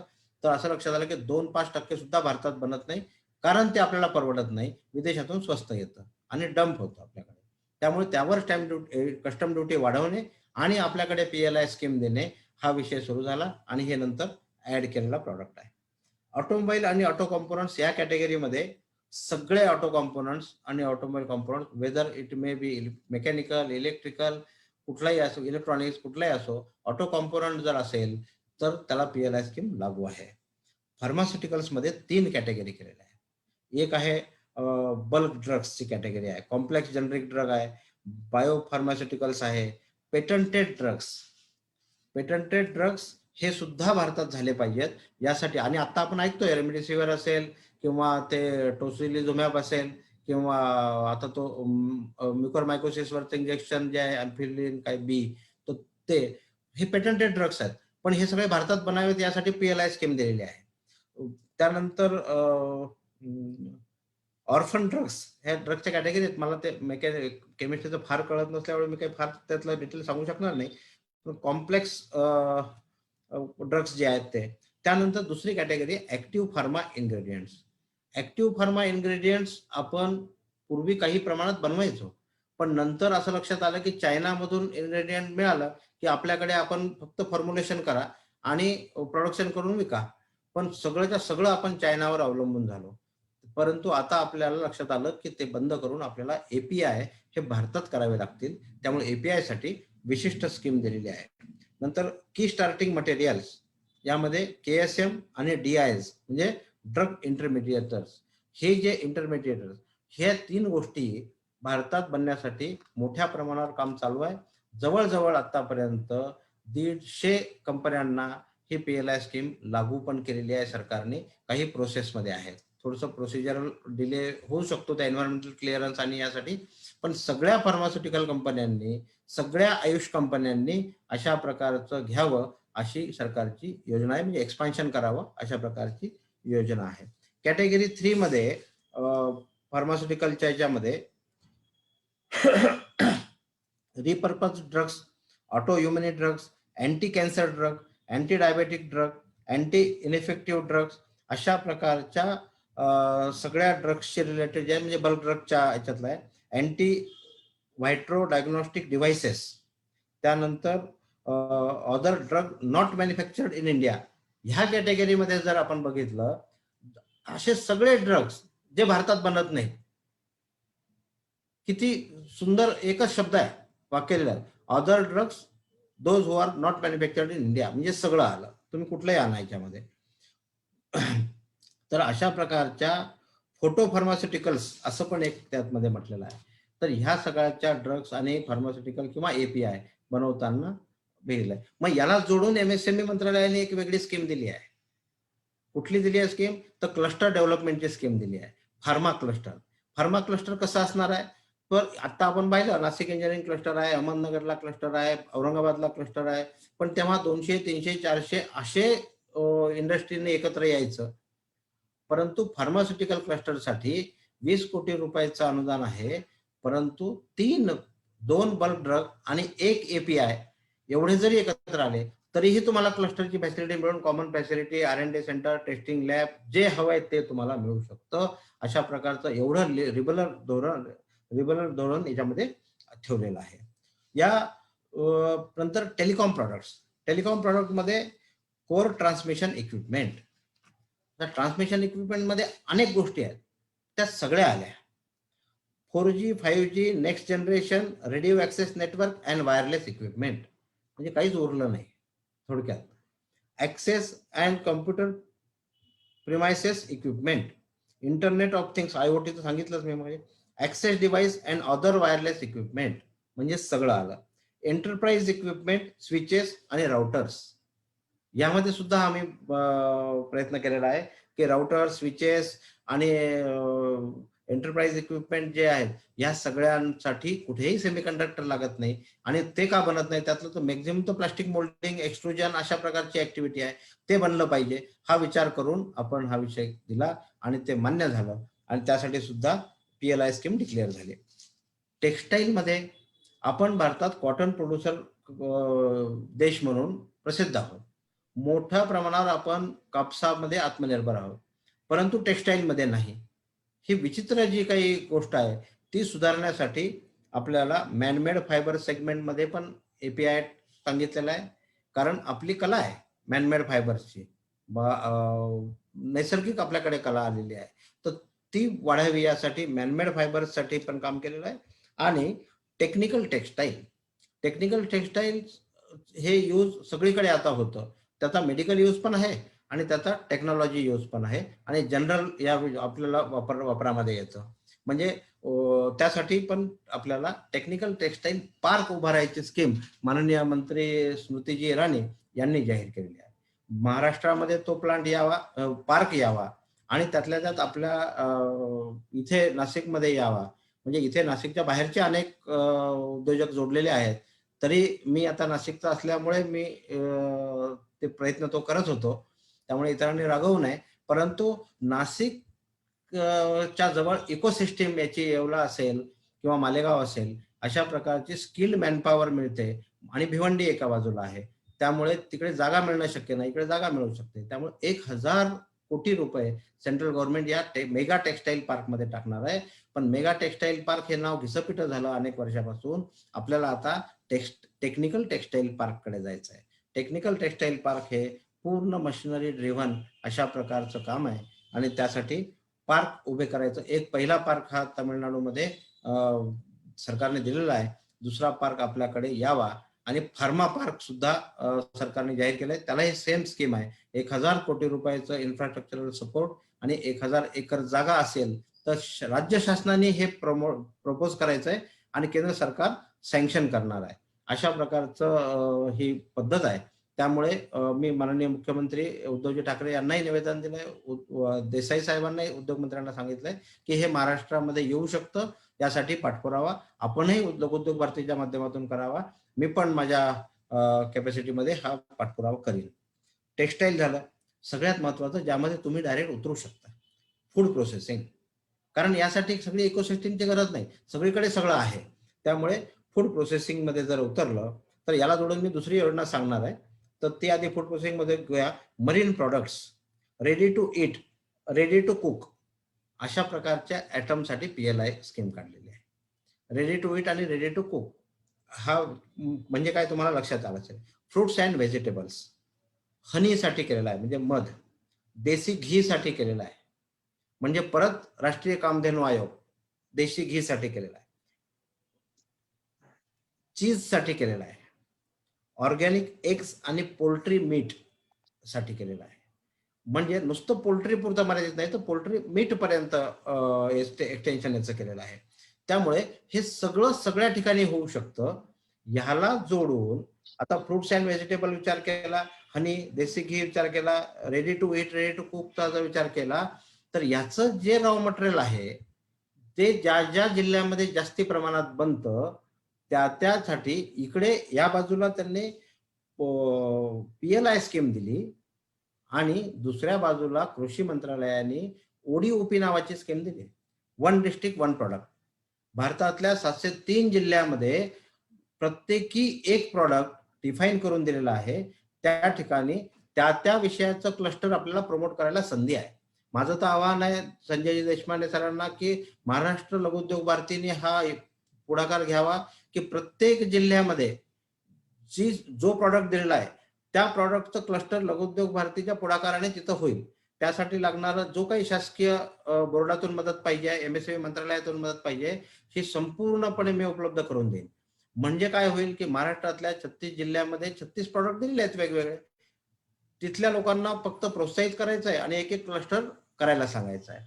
त्यामुळे हे काम जर केलं तर मला वाटतं खऱ्या अर्थाने मोदीजींनी ज्या दृष्टीने ह्या स्कीम दिल्या आणि MSME मिनिस्ट्री सुदैवाने महाराष्ट्राच्या मंत्र्याकडे आहे, नितीनजींकडे आहे, म्हणजे मॅन ऑफ ऍक्शन ज्यांना म्हणतात, मॅन ऑफ रिझल्ट ज्यांना म्हणतात, त्याच्याकडे आहे. त्यांच्या कार्यशैलीला अनुरूप अशा प्रकारचं आपल्या हातून काम घडेल की 36 जिल्ह्यात 36 क्लस्टर आणि हे 36 प्रॉडक्ट तर त्यांनी डिफाईन करून दिलेत आणि त्याला PLI स्कीम आहे. त्यामुळे अशा प्रकारचा एक मोठा उद्योजक आणि त्याला लागणारे छोटे अँसिलरीज असं जर आपण मॉडेल डेव्हलप केलं तर मला वाटतं की हे PLI in food processing, local for vocal, vocal for local, made for global या मंत्राला अनुसरून आत्मनिर्भरतेकडे आपण जाऊ शकतो. नंतरचा विषय असा आहे, म्हणजे मी फार ODOP मध्ये अडकलो नाही, मी लगेच तुम्हाला सांगितलं. सोलार मॅन्युफॅक्चरिंग साठी पण हे आहे. आता सोलार मॅन्युफॅक्चरिंग साठी काय करायचं, सोलार PVs म्हणजे फोटोव्होल्टाईक सेल बनवण्यासाठीचा हे आहे, PLI स्कीम त्यात दिलेली आहे. तर ओमप्रकाश काका इथे आहेत, ते नंतर सगळं वाचून सगळ्यांना गाईड करतीलच. ते व्हाईट गुड ऍटम साठी सुद्धा काढलेले आहे. भारतामध्ये कन्झम्पशन तर व्हाईट गुड ऍटमचं आहेच. व्हाईट गुड ऍटम मध्ये एअर कंडिशनर आणि LED, नॉट LED ल्युमिनरीज, LED. एकदा LED जर का भारतात बनायला लागला तर मग आपल्याला LED ल्युमिनरी स्वस्त होतील. आणि शेवटचा स्टील प्रॉडक्ट्स मध्ये coated steel, high strength steel, steel rails आणि अलाय स्टील बार्स अँड रॉड्स अशा प्रकारच्या ह्या सेक्टरमध्ये PLI स्कीम दिलेली आहे 2 लाख कोटी. आणि हे कधीही वाढू शकतं कारण याला अनुसरून बाकी सगळ्या स्कीम बघितल्या पाहिजेत. त्यानंतर ज्या इंडस्ट्रीयल ABCD झोन वाईज ज्या स्कीम आहेत त्या आहे, कॅपिटल इन्सेंटिव्हच्या स्कीम आहेत, दुसऱ्या ज्या त्याला काय म्हणतात क्वालिटी इम्प्रुव्हमेंट साठी ज्या फंड आणि स्कीम दिलेल्या असतात ते आहे. वेगवेगळ्या स्कीम मधून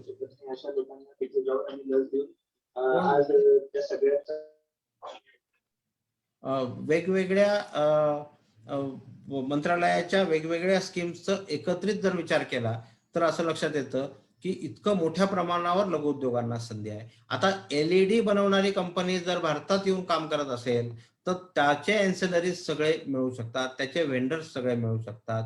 याच्या जोडीला आपण आता डिफेन्सकडे वळू.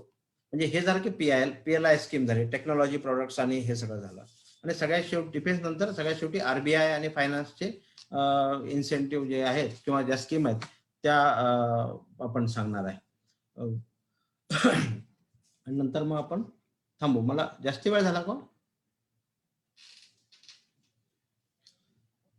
विवेक सर, विवेक कुलकर्णी सर.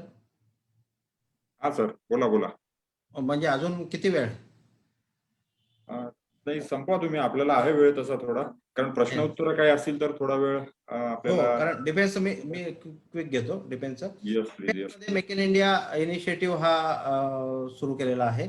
त्यामध्ये बेसिकली सुरुवातीला काय केलं 2020 आता पेंडेमिक मध्येच केलंय हे सगळं. तर 101 ॲटम इम्पोर्ट बंद केला. निर्णय पहिला घेतला की ह्या 101 आयटमची यादी आहे, कुणाला हवी असेल ती मी नंतर प्रत्येकाला देईन ती यादी. तर ती यादी काढली आणि ती बंद केलं की याचा इम्पोर्ट होणार नाही. होणार नाही म्हटल्यानंतर ते नैसर्गिकरित्या इथं बनवायला लागेल नॅचरली, त्यामुळे तो स्कोप दिला. दुसरा, डिफेन्स इक्विपमेंट मॅन्युफॅक्चरिंग मध्ये FDI ऑटो रूटनी 74% अलाव केला आणि 74%च्या पुढे जर जायचं असेल, आधी 51% होता, त्याचा 74% केला आणि त्याच्यापेक्षा पुढे जायचं असेल तर गव्हर्नमेंटची स्पेशल परमिशन गृह मंत्रालय आणि डिफेन्स मिनिस्ट्री यांची घ्यायची आहे. त्यामुळे मी गृह मंत्रालय म्हणालो, हे लक्षात ठेवा, कारण हे चुकून नाही म्हणालो. गृह मंत्रालयाचंच रेस्ट्रिक्शन्स आहेत त्यामध्ये. कुणाची इन्व्हेस्टमेंट घ्यायची, यात आणखीन एक क्लॉज आहे की डिफेन्सच्या म्हणजे आपल्या भारताच्या सीमा ज्या क्षेत्राशी लागून आहेत देशांशी, अशा देशांची इन्व्हेस्टमेंट येणार नाही. FDI is not allowed directly from auto route. तुम्ही कोणतंही प्रॉडक्ट घ्या, त्यासाठी तुम्हाला डायरेक्ट रूटने, ऑटो रूटने ते बंद झालेलं आहे. ते गृह मंत्रालयाच्या विशेष परवानगीने होणार आहे. त्यामुळे हे लक्षात घ्या की FDI 74% डिफेन्समध्ये हा बदल झाला. ड्युरिंग 20 आपण डिफेन्स अप्रुव्हल जे दिले मागच्या वर्षामध्ये, डिफेन्स व्हेंडर म्हणून अप्रुव्हल जे दिले ना, ते 87% डोमेस्टिक कंपन्या होत्या. 87% जेवढे दिले असतील त्याच्या मध्ये. कारण आधी असं व्हायचं की डिफेन्स हे आपल्याकडे कामच नाही, पण 87% हे भारतीय कंपन्यांना अप्रुव्हल दिलेलं आहे. आता तुमच्या माहिती, सर्वांना माहितीच असेल ते, परंतु भारत फोर्सच्या नेतृत्वाखाली एक डिफेन्स टेक्नॉलॉजी पार्क, अशा प्रकारचा पार्क आपल्या इथं पुण्याजवळ येतो आहे, बहुतेक खेडच्या जवळ. तर तिथे मोठा हे येतोय, तिथे 150-200 एकर जागा सरकारने त्यांना अलॉट केलेली आहे आणि तिथे डिफेन्स टेक्नॉलॉजी पार्क येतो आहे. तर हे सगळं ह्याचा परिणाम आहे. त्यानंतर पहिल्यांदाच असं झालं की डिपार्टमेंट ऑफ डिफेन्स प्रोडक्शन असं वेगळं केलं आणि डिपार्टमेंट ऑफ डिफेन्स R&D हे पण वेगळं केलं. मग एअरफोर्स, आर्मी, नेव्ही एवढंच आपल्याला माहिती होतं, पण याच्यामध्ये हे सगळं वेगळं केलेलं आहे. डायरेक्टरेट ऑफ इंडिजनायझेशन हे पण वेगळं केलं. डायरेक्टरेट ऑफ इंडिजनायझेशन, आर्मी, मग नेव्ही आणि एअरफोर्स असे 3 वेगळे डिपार्टमेंट केले आणि त्यांना इंडिजनायझेशनचं टार्गेट दिलं. त्यांचं KRA मॉनिटर होतात आहेत. की रिझल्ट एरियामध्ये त्यांनी हे टाकलंय की किती % आणि किती क्वांटिटी मध्ये तुम्ही इंडिजनाइज केलेलं आहे, हे मॉनिटर होत आहे. त्यानंतर डिफेन्स ॲक्विजिशन प्रोसिजर DAP 2020 जी आहे, ही याच्यामध्ये खूप मोठ्या प्रमाणावरचा बदल केला.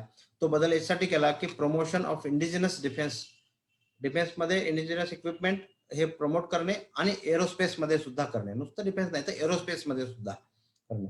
52,000 कोटीचं बजेट हे डोमेस्टिक इक्विपमेंटसाठी दिलेलं आहे 2021 मध्ये.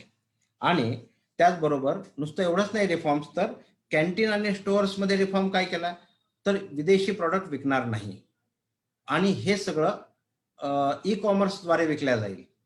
म्हणजे कुठल्याही, आता निवृत्तीनंतर जो सैनिक किंवा डिफेन्स पर्सन असतो तो कुठेतरी दुसऱ्या गावाला जाऊन राहतो आणि तो काही त्या जिथं कॅन्टीन असते सीएटी कॅन्टीन तिथं राहत नाही, मग त्याला त्याचा बेनिफिटच मिळत नाही.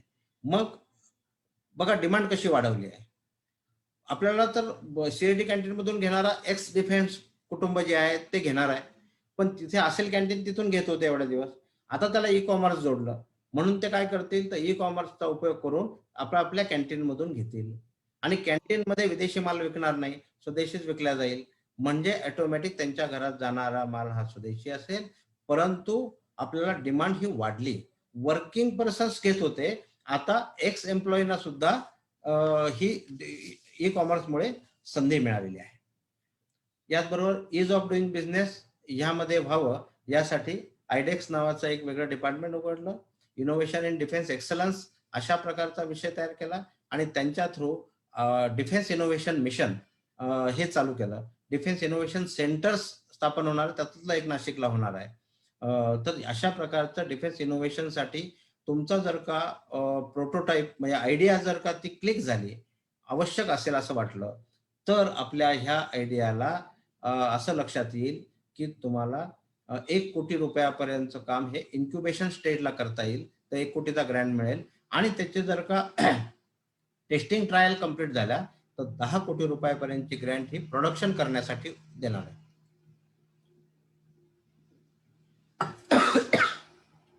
सगळ्यात महत्वाचं या सगळ्या याच्यामध्ये प्रोक्युरमेंट MSME चे प्रोक्युरमेंटसाठी 1000 कोटी रुपये 100 करोड रुपये इथं प्रोक्युरमेंट रिझर्व्ह ठेवलेला आहे MSME साठी.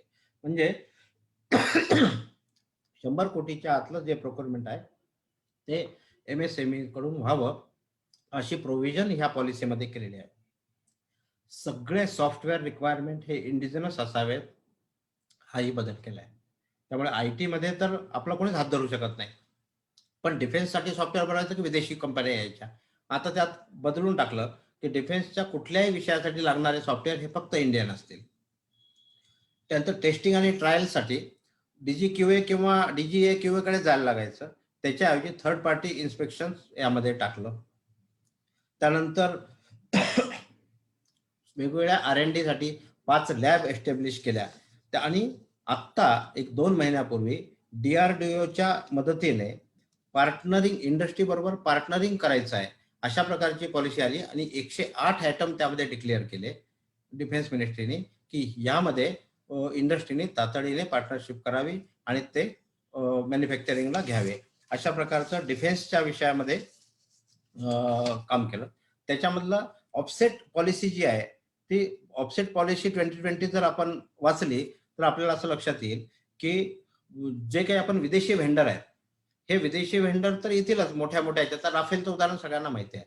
राफेलने असं ठरवलं की एवढे विमानं विकायचे, समजा त्यांनी 50 विमानं विकायचे ठरले तर 25 विमानं डायरेक्ट येणार आहेत, 25 विमानं इथे बनणार आहेत आणि इथे जे बनणार आहेत त्याच्यासाठी प्रत्येक कंपनीमध्ये प्रत्येक रॉ मटेरियल ते काय जे इक्विपमेंट त्याचे सब असेंब्लीज असतील त्यामध्ये इंडियन पार्टनर असणार आहे. त्यांना डायरेक्ट कंपनी नाही टाकायची आहे, तर इंडियन ऑफसेट पार्टनर घ्यायचा आहे आणि तो ऑफसेट पार्टनर निवडण्याची संधी पूर्णपणे त्यांना आहे, त्या व्हेंडर्सना आहे की त्यांनी त्यांच्या क्वालिटीप्रमाणे स्ट्रेंथनिंग प्रमाणे करणं आहे. आपण कशावर लक्ष दिलं पाहिजे की कुठला लष्करी सौदा होतोय आणि कुठल्या कंपनीला मिळालंय काम, ते तो MOU पाहायला पाहिजे आणि त्या MOU मध्ये जी कंपनी असेल त्या कंपनीकडे आपलं प्रोफाईल पाठवलं पाहिजे की we are ready to tie up with you as a offset partner. ही इतकी चांगली योजना आहे की डायरेक्ट तुम्हाला विदेशी कंपनीचं कोलॅबोरेशन आणि ते मिळू शकतं आणि डिफेन्स प्रोडक्शन मध्ये तुम्ही जाऊ शकता. तर इंडियन ऑफसेट पार्टनर हा जो IOP ज्याला म्हटलंय याला याच्यामध्ये DPSO होऊ शकतात, म्हणजे ऑर्डिनन्स फॅक्टरी बोर्ड जो आहे ते होऊ शकतं आणि प्रायव्हेट इंडस्ट्री होऊ शकतं. हे सगळ्यात मेजर बदल यामध्ये केलाय आणि वेंडर तर सिलेक्ट करतात आणि 30% क्वांटम हा ऑफसेटचा असला पाहिजे अशा प्रकारे ठरलेला आहे.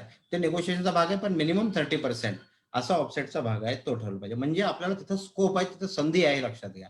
आता लखनौला मागच्या वर्षी डिफेन्स एक्सपो झाला, त्यामध्ये अनेक विदेशी कंपन्या सगळ्या आल्या होत्या. त्याच्यातून फायदा लोकांनी हाच घेतला की अनेक कंपन्यांचे सरळ सरळ exchange of ideas, exchange of visiting cards आणि एक्सचेंज ऑफ बिझनेस करण्याच्या दृष्टीने काय करता येईल याची चर्चा, हे सगळं तिथे घडलं आणि या फेब्रुवारीमध्ये झालेला विषय, मागच्या फेब्रुवारीमध्ये झालेला विषय. आणि ह्यामध्ये आपल्याला लक्षात येईल की जो लखनौच्या जवळ डिफेन्स कॉरिडॉर होत आहे, मॅन्युफॅक्चरिंग हब होत आहे, त्यामध्ये अनेक इंडियन ऑफसेट पार्टनर्स त्याच्यामध्ये असतील. अशा प्रकारचं डिफेन्स त्यांना व्हेंडर म्हणून आपण काय करू शकतो हेही यामध्ये बघता येईल. त्यानंतर डिफेन्स एक्सपोर्टमध्ये पहिल्यांदाच असं झालं की 8 टाइम्स बदल झाला, 8 टाइम्स वाढलाय डिफेन्स एक्सपोर्ट. आपलं 84 देशांबरोबर कॉन्ट्रॅक्ट केलेला आहे की तुम्हाला आमच्याकडून लष्करी ट्रेनिंग घ्यायचं आहे ना तर इक्विपमेंट आमचे घ्यायला पाहिजे. भारताचं लिस्टिंग आतापर्यंत नव्हतंच की defence arms exporter country, arms exporter country नावाचं एक वेगळं चार्टर होतं, त्या लिस्टमध्ये आपलं नाव नव्हतं. आता त्यामध्ये आलंय की आर्म एक्सपोर्टर कंट्री ही इंडिया सुद्धा आहे.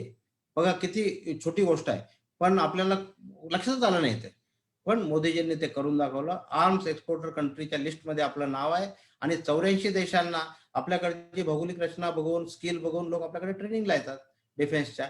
त्यांना असं सांगितलं की तुम्हाला ट्रेनिंग पाहिजे असेल तर आम्ही देऊच, पण त्याच्यात अट ही आहे की आमचं एवढं साहित्य घ्यायला लागेल, शस्त्रास्त्र घ्यायला लागतील. आनंदाने घेतील.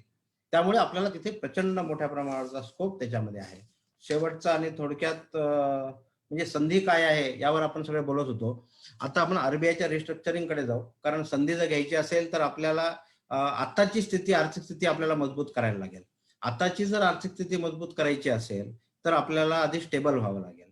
तर छोटे छोटे खूप मोठ्या गोष्टी आलेल्या नाही आहेत, परंतु ते आता करणं भाग आहे. रिस्ट्रक्चरिंगचे सर्क्युलर किती आलेत आतापर्यंत? तर जानेवारी 19 मध्ये एक आलं होतं, फेब्रुवारी 20 मध्ये आलं होतं, परंतु तेव्हा कोविड नव्हतं. ते जनरल सर्क्युलर होते. पण कोविड काळातलं सगळं विषय लक्षात घेऊन 6 ऑगस्ट 20 ला सर्क्युलर आला. 6 ऑगस्टच्या सर्क्युलर प्रमाणे पण तेव्हा मोरेटोरियम दिला होता आणि ते सगळं नवीन नवीन विषय होता आणि काही जणांनी रिस्ट्रक्चरिंग केलं, काही जणांनी केलं नाही. परंतु आता परत 5 मे 2021 ला रिस्ट्रक्चरिंगचं परत सर्क्युलर आलंय आणि त्या सर्क्युलरमध्ये असं म्हटलंय की जर ह्या तिन्ही सर्क्युलर प्रमाणे तुम्ही रिस्ट्रक्चरिंग घेतलेलं नसेल आणि जर तुम्ही 50 कोटीच्या खाली असाल, सुरुवातीच्या सर्क्युलरमध्ये 25 कोटी म्हटलं होतं, पण त्याची अमेंडमेंट आली 2 दिवसानंतर आणि त्यामध्ये म्हटलेलं आहे की 50 कोटी including non fund limit. Non fund limit ज्या धरून सुद्धा 50 कोटीपर्यंत जे असेल त्याचं रिस्ट्रक्चरिंग बँकेने केलं पाहिजे. तर बँकेकडे आपल्याला जर अर्ज केला तर तो 30 दिवसात त्यांना त्याचं उत्तर देणं कंपल्सरी आहे आणि ते करणं याच्यासाठी कंपल्सरी आहे की आपल्याला एमएसएमईचं हे जर वाचलं, फक्त एक त्यात हीच आहे की जेवढ्या अमाऊंटचं हे केलं, रिस्ट्रक्चरिंग केलं, तेवढी अमाऊंट त्यांना प्रोव्हिजन मध्ये 10% ठेवायला लागते. त्याच्या 10% अमाऊंट प्रोव्हिजनला ठेवायला लागते आणि मग त्यांची प्रोव्हिजन वाढत असल्यामुळे banks are reluctant to restructure. पण ह्याही विषयामध्ये जर का कुठे मदत लागली तर तुम्ही याचं एक जिल्हा वाईज नियोजन करून त्याची जर नोट दिल्या की एवढ्याने ऍप्लिकेशन केले आणि एवढ्यांचे झाले नाही रिस्ट्रक्चर, तर ते आम्हाला कळवा. आपण एमएसएमई मिनिस्ट्रीतून वेगळी मीटिंग लावून अशा प्रकारचं काम करू असं मला मंत्री महोदयांनी आश्वासन दिलेलं आहे. त्यामुळे रिस्ट्रक्चरिंग साठीचा ड्राईव्ह हा काढला पाहिजे. असेल गरज नाही तर नसेल गरज, रिस्ट्रक्चरिंग करून घेतल्याने आपलं किमान पुढचं 2 वर्षाचं टेन्शन मिटतं. त्यामुळे ही करून घेणं गरजेचं आहे. तर रिस्ट्रक्चरिंगच्या याच्यामध्ये काही अटी आहेत तेवढ्या मी सांगतो. तो एमएसएमई बरोबर असला पाहिजे, जीएसटी रजिस्टर्ड असला पाहिजे, if it is not, he is not in exemption limit. जर 2 कोटी टर्नओव्हर आहे आणि जीएसटी नाही आहे असं म्हटलं तर त्याला मिळणार नाही. पण जीएसटी तेव्हा नव्हतं लोन घेताना आणि आता मात्र जीएसटी आहे त्याचा, तर चालणार आहे at the time of implementation of restructuring असंच म्हटलंय. त्यामुळे जीएसटी पाहिजे, त्याचं 50 कोटी ऍग्रिगेट एक्सपोजर पाहिजे, 31 मार्चला अकाउंट स्टँडर्ड पाहिजे आणि 31 मार्च 2021. आणि जर का 1 एप्रिल पासून 1 एप्रिल नंतर जर का ते एनपीए झाला असेल आणि आज जर का बँक म्हणत असेल की नाही तुम्ही तर एनपीए जूनचा हप्ता भरला नाही, मेचा हप्ता भरला नाही, तर ते अलाउ नाही त्यांना. मार्च मध्ये जर स्टँडर्ड असेल तर आजच्या डेटला एनपीए स्टँडर्ड गृहीत धरून त्यांनी रिस्ट्रक्चरिंग आजच्या डेट पासून पुढे द्यायचा आहे. हा नियम, हा कंपल्शन आरबीआयने त्याच्यावर टाकलेला आहे आणि ह्या मागच्या 3 सर्क्युलरमध्ये केलेलं नसलं पाहिजे आणि 90 दिवसाच्या पुढे हे रिस्ट्रक्चरिंग द्यायचं आहे. त्यानंतर मग बारीक बारीक त्यातल्या सगळ्या ह्या गोष्टी आहेत. फार काही त्यातलं अवघड गोष्टी नाही आहे, फक्त केलं पाहिजे बँकांनी. यासाठी आपलं रिटर्न ऍप्लिकेशन आणि एक मेल जर त्यांनी उत्तर दिलं तर आपल्याकडे त्याचा पुरावा राहतो. आणि आपण जर का पेपरवर घेऊन गेलो तर ते नाही, हो साहेब आल्यावर द्या, मग त्यात असं करून द्या तसं करून द्या म्हणून ते पेपरच घेतलाय. तर असं न करता ईमेलने हे ऍप्लिकेशन केलं पाहिजे रिस्ट्रक्चरिंगचं, हे पण लक्षात घ्या. या रिस्ट्रक्चरिंगच्या ऍप्लिकेशनसाठी काही मदत पाहिजे असेल तर ती विशिष्ट वेगळ्या पद्धतीने मिळण्याची सोय पण सरकारने केलेली आहे, ती आपण नंतर सांगू. यामध्ये सिडबीने कोविड काळामध्ये जर का प्रोडक्शन एनहान्समेंट करायचं असेल आणि त्याच्यात चांगल्या स्कीम दिलेल्या आहेत.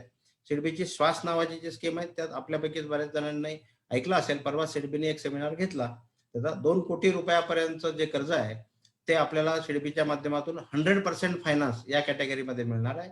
त्यासाठी आपले 2 वर्षाचे फायनान्शियल्स तयार पाहिजेत, प्रॉफिटमध्ये असलेलं युनिट पाहिजे, हे नक्कीच आहे. जर सिडबीचा ग्राहक असेल रेग्युलर तर 1 वर्षाचं रिटर्न सुद्धा चालतील, म्हणजे फायनान्शियल चालतील. यामध्ये 5.5% इंटरेस्ट रेट आहे.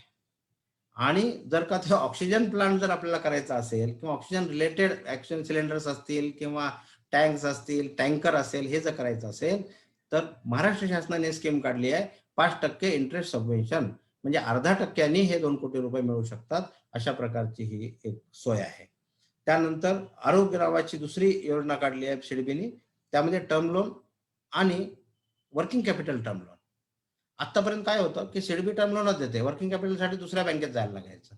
आता सिडबीने सांगितलं की आम्ही वर्किंग कॅपिटल टर्म लोन 18 महिन्यासाठी देऊ, नंतर तुम्ही तुमचं व्यवस्था करून घ्या, पण युनिट तर चालू होऊन जाईल लगेच. त्यामुळे सीजीटी एसआयबी मध्ये ते होईल. याला सुद्धा 5.5%च रेट आहे, 100% फायनान्स आहे.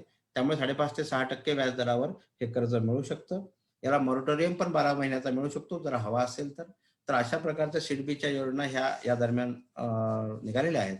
याचबरोबर नुकतंच म्हणजे 2च दिवसापूर्वी वर्ल्ड बँकेने $500 बिलियन अशा प्रकारची मदत ही इंडियन एमएसएमई साठी केली आहे.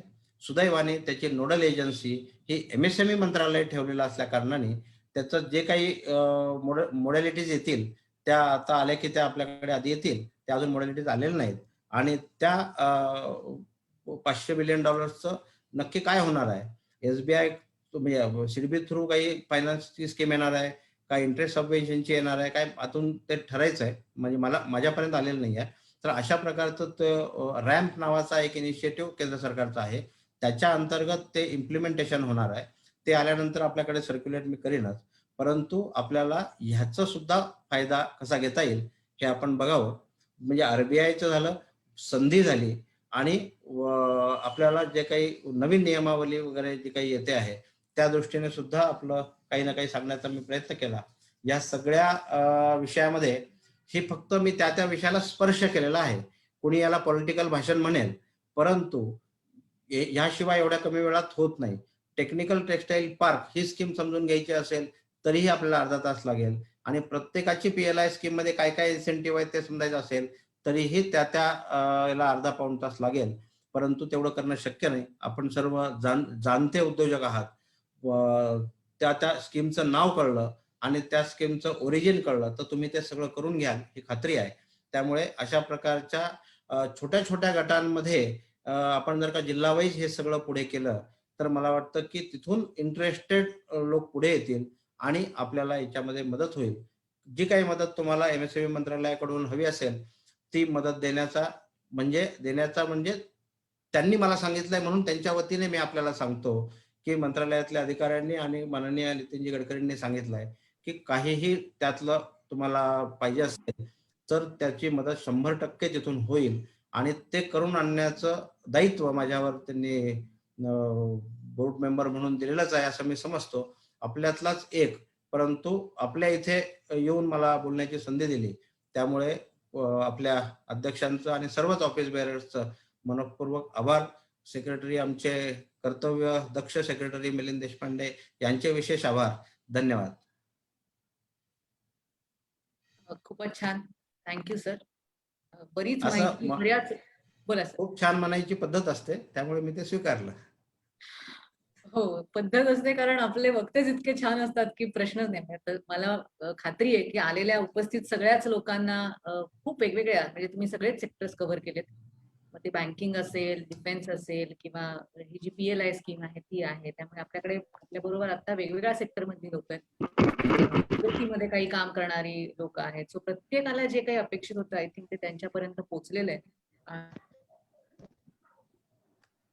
अनम्यूट करून विचारू शकता. नरेंद्रजी, आपल्याला प्रश्न विचारायचा आहे का? मला वाटतं एकच मिनिट, मला दुसरी मीटिंग आहे. तुम्ही खूप छान माहिती दिली. कोविड वरती तुम्ही फार सुंदर उपचार दिलात. धन्यवाद. धन्यवाद. काकांचा आशीर्वाद महत्वाचा आहे. दुसरं ऐकू येत आहे सर तुमचं, बोला.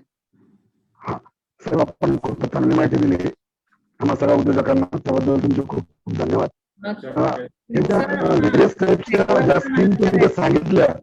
आवाज नाही क्लिअर आहे तुमचा. व्यवस्था तर तुम्ही जे स्कीम सांगितलं आहेत ते काढून टाका. ते नरेंद्रजी, तुम्ही हेडफोन काढून तुम्ही डायरेक्ट बोला याच्यातून. किंवा चॅट नसेल आवाज येत तर चॅट मध्ये लिहा नंतर. बोला. बोला. दुसरं कोण बोलतंय का? नरेंद्रजी, तुम्ही अनम्यूट करा, नाही तर मग चॅट मध्ये तुमचा प्रश्न लिहा. साहेब येतोय, आवाज येतोय? हा ठीक आहे, बोला. थोडा क्लिअर आहे. ओके. मी म्हटलं आपण जी सगळी माहिती दिली ना, या सगळ्या स्कीमचा जर उपभोग घ्यायचा असेल तर आपल्याला थोडस त्या दृष्टीने कोणाला कॉन्टॅक्ट केलं पाहिजे ग्रामीण भागामधून. कारण आम्ही तालुका लेवलला काम करतो. तालुका लेवल मधून यासाठी आम्हाला थोडस त्या दृष्टीने थोडं काही कॉन्टॅक्ट नंबर ऑफिसेस कोणाला नेमकं भेटलं पाहिजे तर थोडीशी माहिती देतं. बरोबर. तुम्हाला ज्यांच्याकडून ही लिंक आली आजची इन्व्हिटेशन त्यांना संपर्क करा. Okay, thank you. धन्यवाद. कोपरगावहून नरेंद्रजी तुम्ही जॉईन केलंय. तुमचा काही प्रश्न असेल तर तुम्ही आमचे जे सेक्रेटरी आहेत मिलिंदजी देशपांडे, किंवा तुम्हाला ज्यांच्याकडून ही लिंक जसं सरांनी सांगितलं फॉरवर्ड आलेलं आहे तसं तुम्ही त्यांना कॉन्टॅक्ट करू शकता. आम्ही निश्चितपणे त्याचं उत्तर. थँक्यू. म्हणजे मग लिंक एस्टॅब्लिश होईल आणि तुमच्यापर्यंत योग्य प्रोसेस. थँक्यू. पियुष जैन वापी म्हणून आपल्या join झालेत. त्यांनी हँड रेज केलाय, विचारू शकता.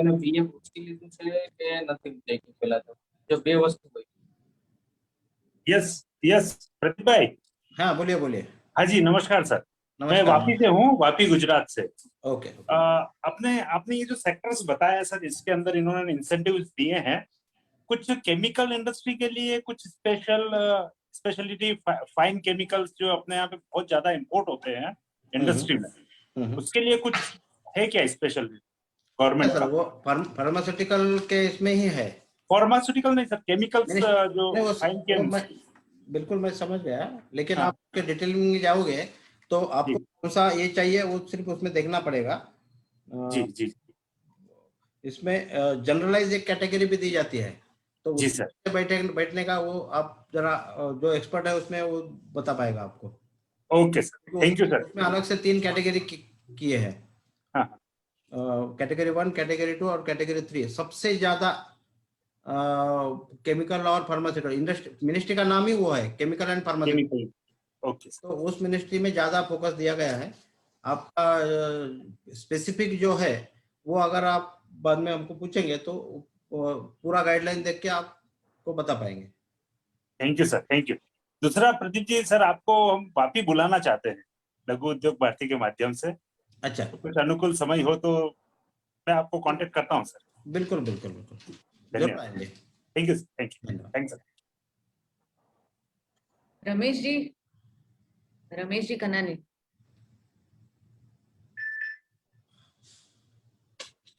चुकून अनम्यूट झालं होतं बहुतेक।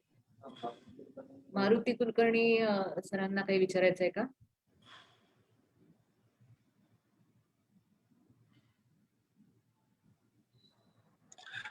प्रदीप, खूपच छान माहिती दिली, पण ऍट द सेम टाइम लघुउद्योग भारतीच्या प्लॅटफॉर्मवर याचं डिटेलिंग कसं उपलब्ध होईल त्याची थोडीफार व्यवस्था केली तर लघुउद्योग भारतीच्या मेंबरला ते त्याची खूप मदत होऊ शकेल। तुम्ही सांगायचं ते करायचं आम्ही। Okay, thank you.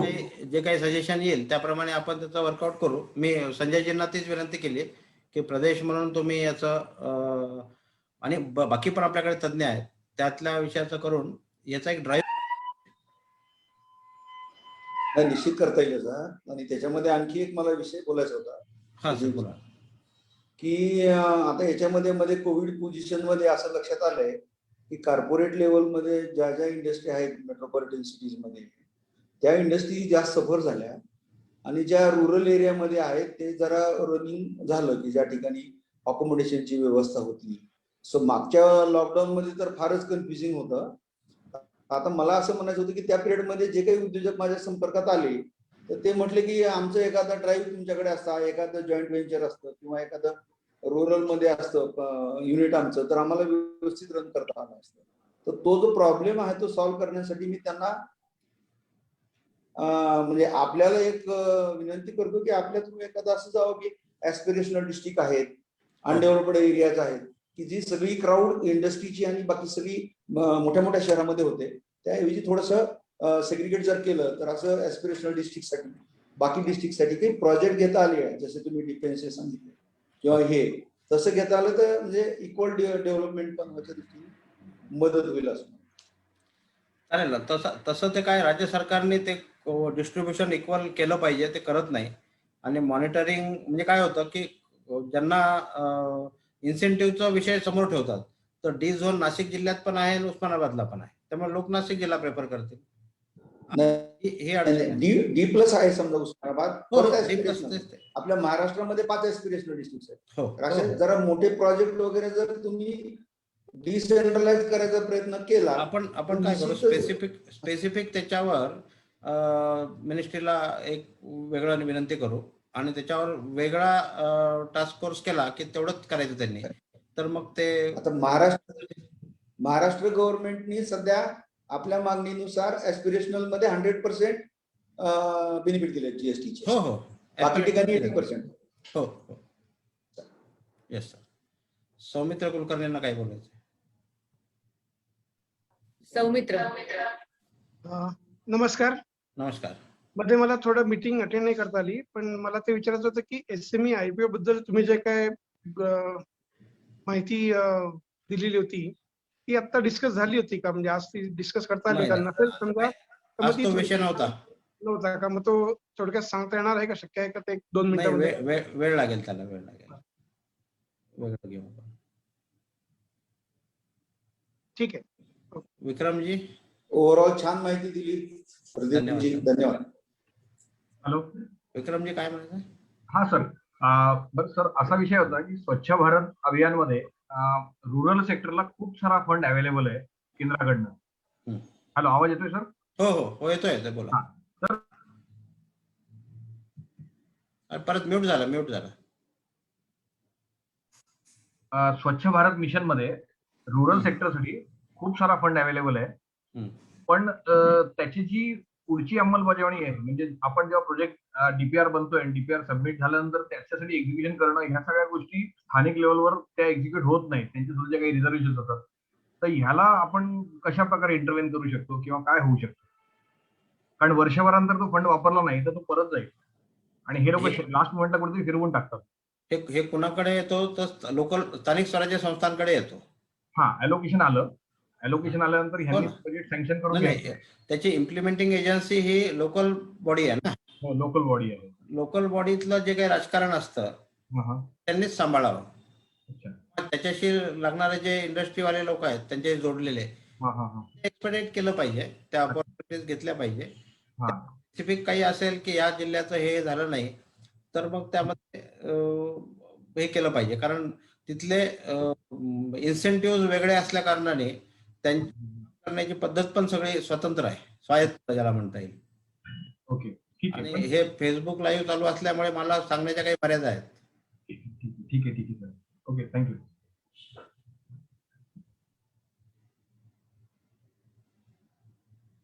याच्यावर चॅट मध्ये कोणी प्रश्न विचारलाय? क्लस्टर संदर्भात काय प्रश्न आहे? सर नमस्कार. हा, मी प्रसाद जोशी आहे परभणीवरनं. मला असं विचारायचं की क्लस्टर हा जो विषय आहे, म्हणजे जसं मी ऐकलं की हे एका जागेवरती काही उद्योजकांनी एकत्र येऊन हा उद्योग स्थापन करायचा, एक प्रोडक्ट रिलेटेड, मग त्यांना गव्हर्नमेंट सपोर्ट करते. पण मला असं विचारायचं आहे की हा याचा काही पर्टिक्युलर एरिया आहे का, किंवा याच एरियामध्ये उद्योग हवेत की काही अंतरावर असते तरी त्याला शासन जिल्हा हे युनिट आहे. आपल्या पूर्ण जिल्ह्यामध्ये जरी हे सगळीकडे असतील काही जागे उद्योग 100 किलोमीटर. धन्यवाद सर.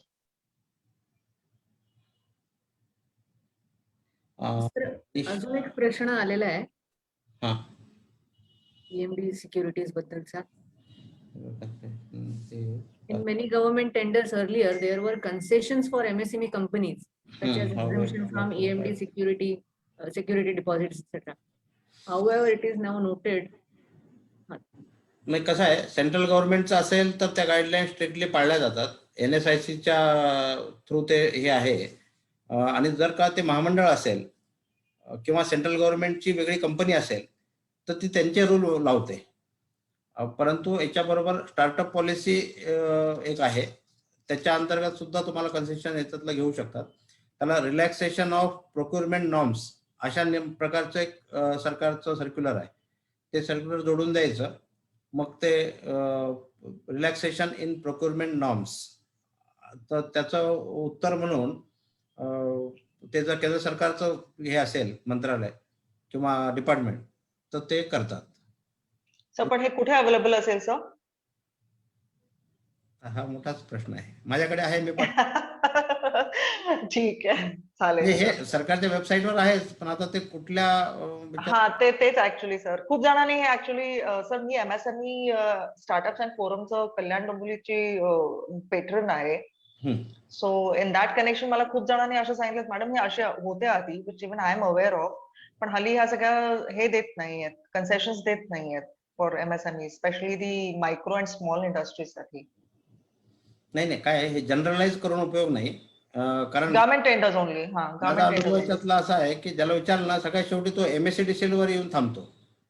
अच्छा, चेक करते सर. बोर्डाचा विषय आहे माझा. अरे ते नाही ना बाबा, ते केंद्राचं बोलतोय आपण वेगळं काहीतरी सांगतोय आणि तो वेगळाच सांगतो शेवटी. त्यामुळे केस असल्याशिवाय आपल्याला त्याचं क्लॅरिटी येत नाही उत्तराची. ओके, ठीक आहे सर, चालेल. थँक्यू. आता हे 47चे 2 व्हायच्या आधी आपण थांबवू, कारण 70 वरून 47 आलोय आपण. नाही, नक्कीच. आकड्याकडे बघू नका प्रदीपजी, ते अतिशय लोक उत्स्फूर्त प्रश्न विचारतायत त्यांना. हो. नाही मला वेळ आहे सर. नाही, प्रश्न बरेच आहे, पण कुठेतरी आपल्याला वेळेची पण मर्यादा आहे. त्याच्यामुळे आपण कार्यक्रम थोडासा आता संपवण्याच्या दिशेने वाटचाल करूया. आज लघु उद्योग भारतीतर्फे हा सेमिनार आयोजित करण्यात आला होता. शासनातर्फे उद्योजकांना प्रोत्साहन देण्यासाठी विविध उपक्रम, अनेक योजना आणि अनेक सबसिडी सुद्धा दिल्या जातात. तर त्याची माहिती उद्योजकांपर्यंत पोहोचवण्यासाठीचा हा आपण आज प्रयत्न केलेला आहे आणि माझ्या मते नक्कीच आपण त्याच्यात यशस्वी झालेलो आहोत. प्रदीपजींनी खूप छान माहिती इथे आपल्याला सांगितली, त्याबद्दल प्रदीपजींचे खूप खूप आभार. प्रदीपजींचे एक ओळख म्हणजे एक अभ्यासू व्यक्तिमत्व म्हणून त्यांना सगळीकडे ओळखलं जातं आणि आज मला वाटतं हा प्रत्यय इथे ऐकणाऱ्यांना सगळ्यांनाच नक्की मिळाला असेल अशी अपेक्षा करतो. आज आपल्या या कार्यक्रमाला महाराष्ट्रातून इचलकरंजी, पुणा, डोंबिवली या सगळीकडूनच उद्योजक या कार्यक्रमाला आज उपस्थित होते. तसेच नाशिकचे सुद्धा सर्व उद्योजक उपस्थित जे आहेत त्या सगळ्यांचे आभार. या कार्यक्रमाला महाराष्ट्रातूनच नाही तर यावेळेस महाराष्ट्राच्या बाहेरून सुद्धा उद्योजक उपस्थित होते. तर सगळ्यांचे खूप खूप आभार. या कार्यक्रमाला महाराष्ट्राचे प्रदेश लघु उद्योग भारतीचे प्रदेश अध्यक्ष रवींद्रजी वैद्य उपस्थित होते. आपले प्रदेश सहकार्य व मारुती कुलकर्णी, विभाग अध्यक्ष विजयजी लगड, या सगळ्यांचे खूप खूप आभार. आणि हा कार्यक्रम आपण इथे थांबवतोय असं मी घोषित करतो. सगळ्यांचे खूप खूप आभार. धन्यवाद. नमस्कार.